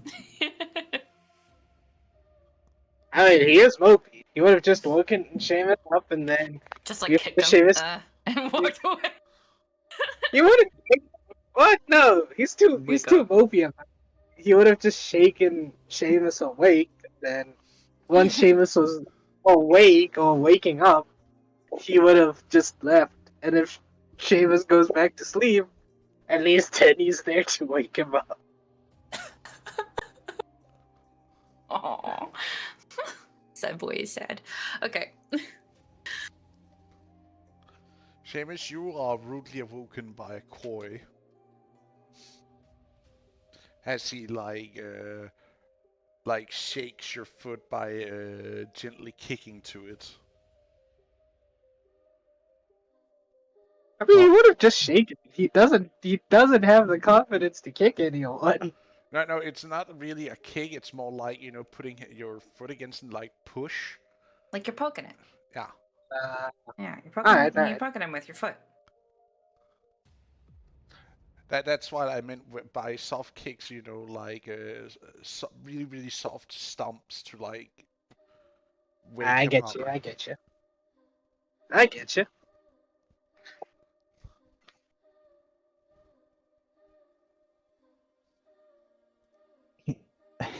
Gets up, stretches a bit, walks out the tent, and okay, so what's with the big bird? He looks straight to it like, why is there a big bird here? Buenos dias. Buenos dias. That is a avian traveler. He's a merchant, and I bought some stuff. And he's just sharing our fire. And he'll be gone by first light. But I did tell him that Nim might want to buy some stuff. He's got some arrows. And then she shows him the rations. We got some more rations. And I have this. And she pulls out a feather. And then she takes That's his a very hand. nice feather. And then she rubs his hand with the feather. She's like, isn't it rough? That's a bit rough. Well, it's not because the feather is rough. It's because it's very stiff. Like a really, really stiff brush so to speak, with its small little hairs.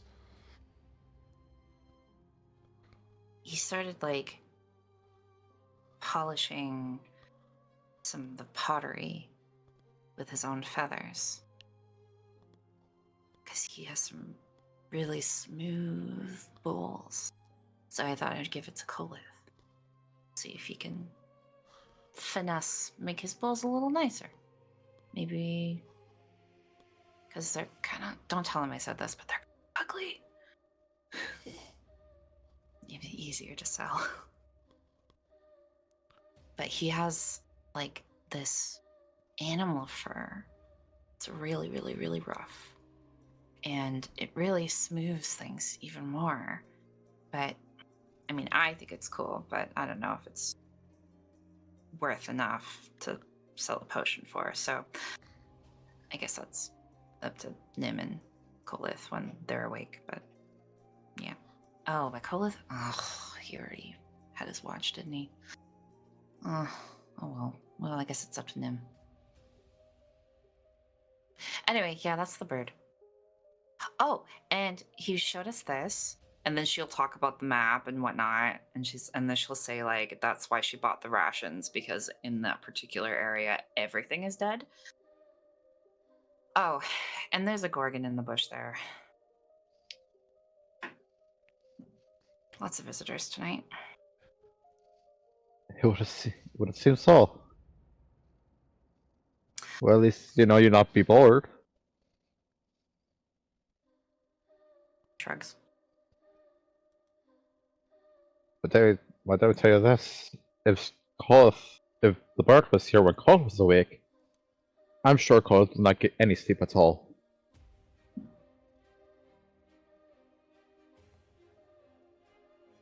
Heard. Why? Well, isn't he like a merchant by trade? Oh, that's true.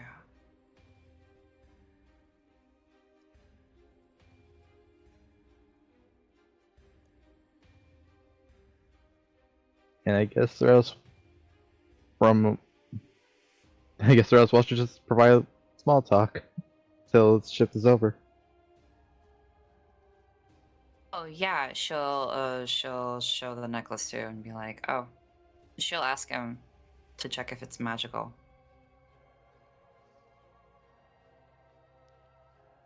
That would give me a sec. There it is.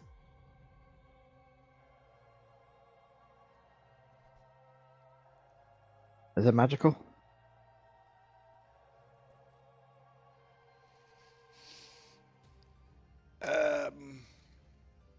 It has a really, really, really soft gleam of magic, but you're not entirely sure what type it is, so to speak, or what it actually do.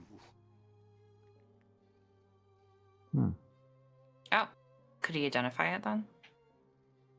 It could take like 10 minutes on my shift to cast Identify. Yeah, Tenny will just continue keeping watch, and she'll just take the necklace off and give it to him to study.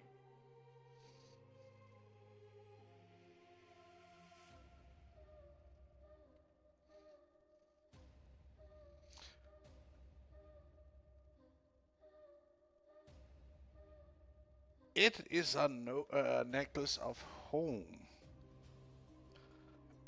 As long as you wear said necklace, you are always a sense of easement that you will return home. It also gives a advantage against fearful effects or checks against fear.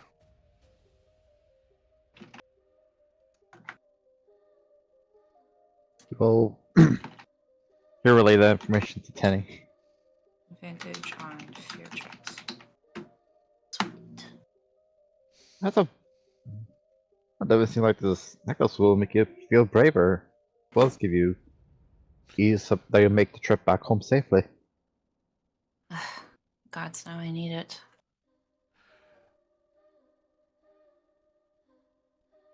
I feel like everything is just. But here comes the second part of it. Oh God. Okay. Maybe I can a bit more. Cursed Yay! Oh, status. If necklace is lost, former wearer will be on a constant sense of fright and despair, as they feel like they lost the only piece of home they had with them. Shit. And she put it on. Yes. So she can't give it back to him. Nope. No, that poor bird.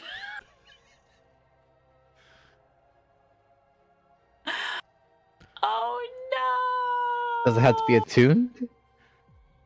It's a cursed item. It's a cursed item. Yeah, it's The like moment pretty you much. let go of it, its effect starts to kick in, unless you're protected against it. Apparently not. He immediately looked at the bird. He is peacefully asleep.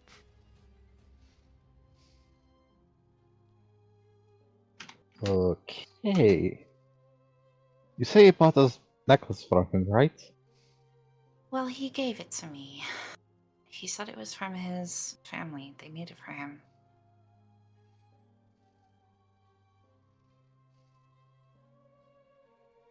Maybe Me he didn't. seems fine.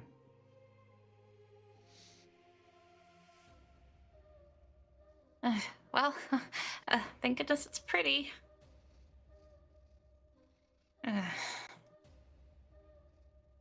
She ties it a little tighter on the back. We'll deal with this when we're done with our issues.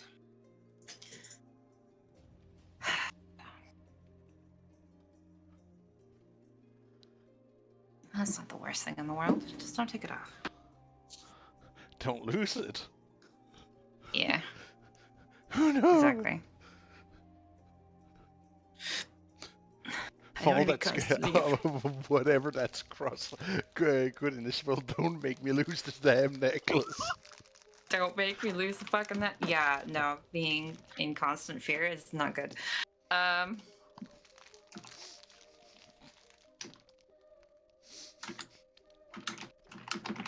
Okay, cool.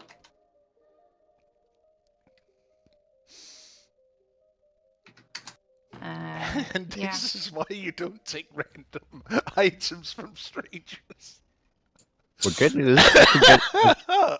Shh, it's not Well, that here's some good bad. news. Locate object is second level. Great. That is good. That is good. Hey, it's more of a good necklace than a bad necklace. Fine. It's totally fine.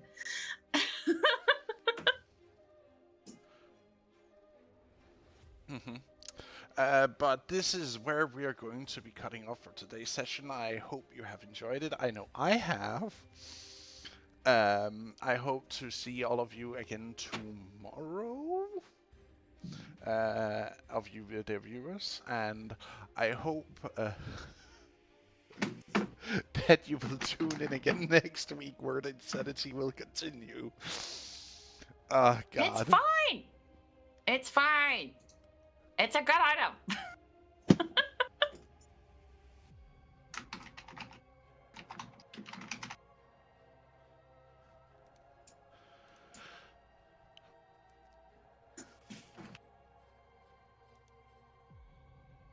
But again, many thanks and thank you, until see you again. Bye bye. Bye bye now.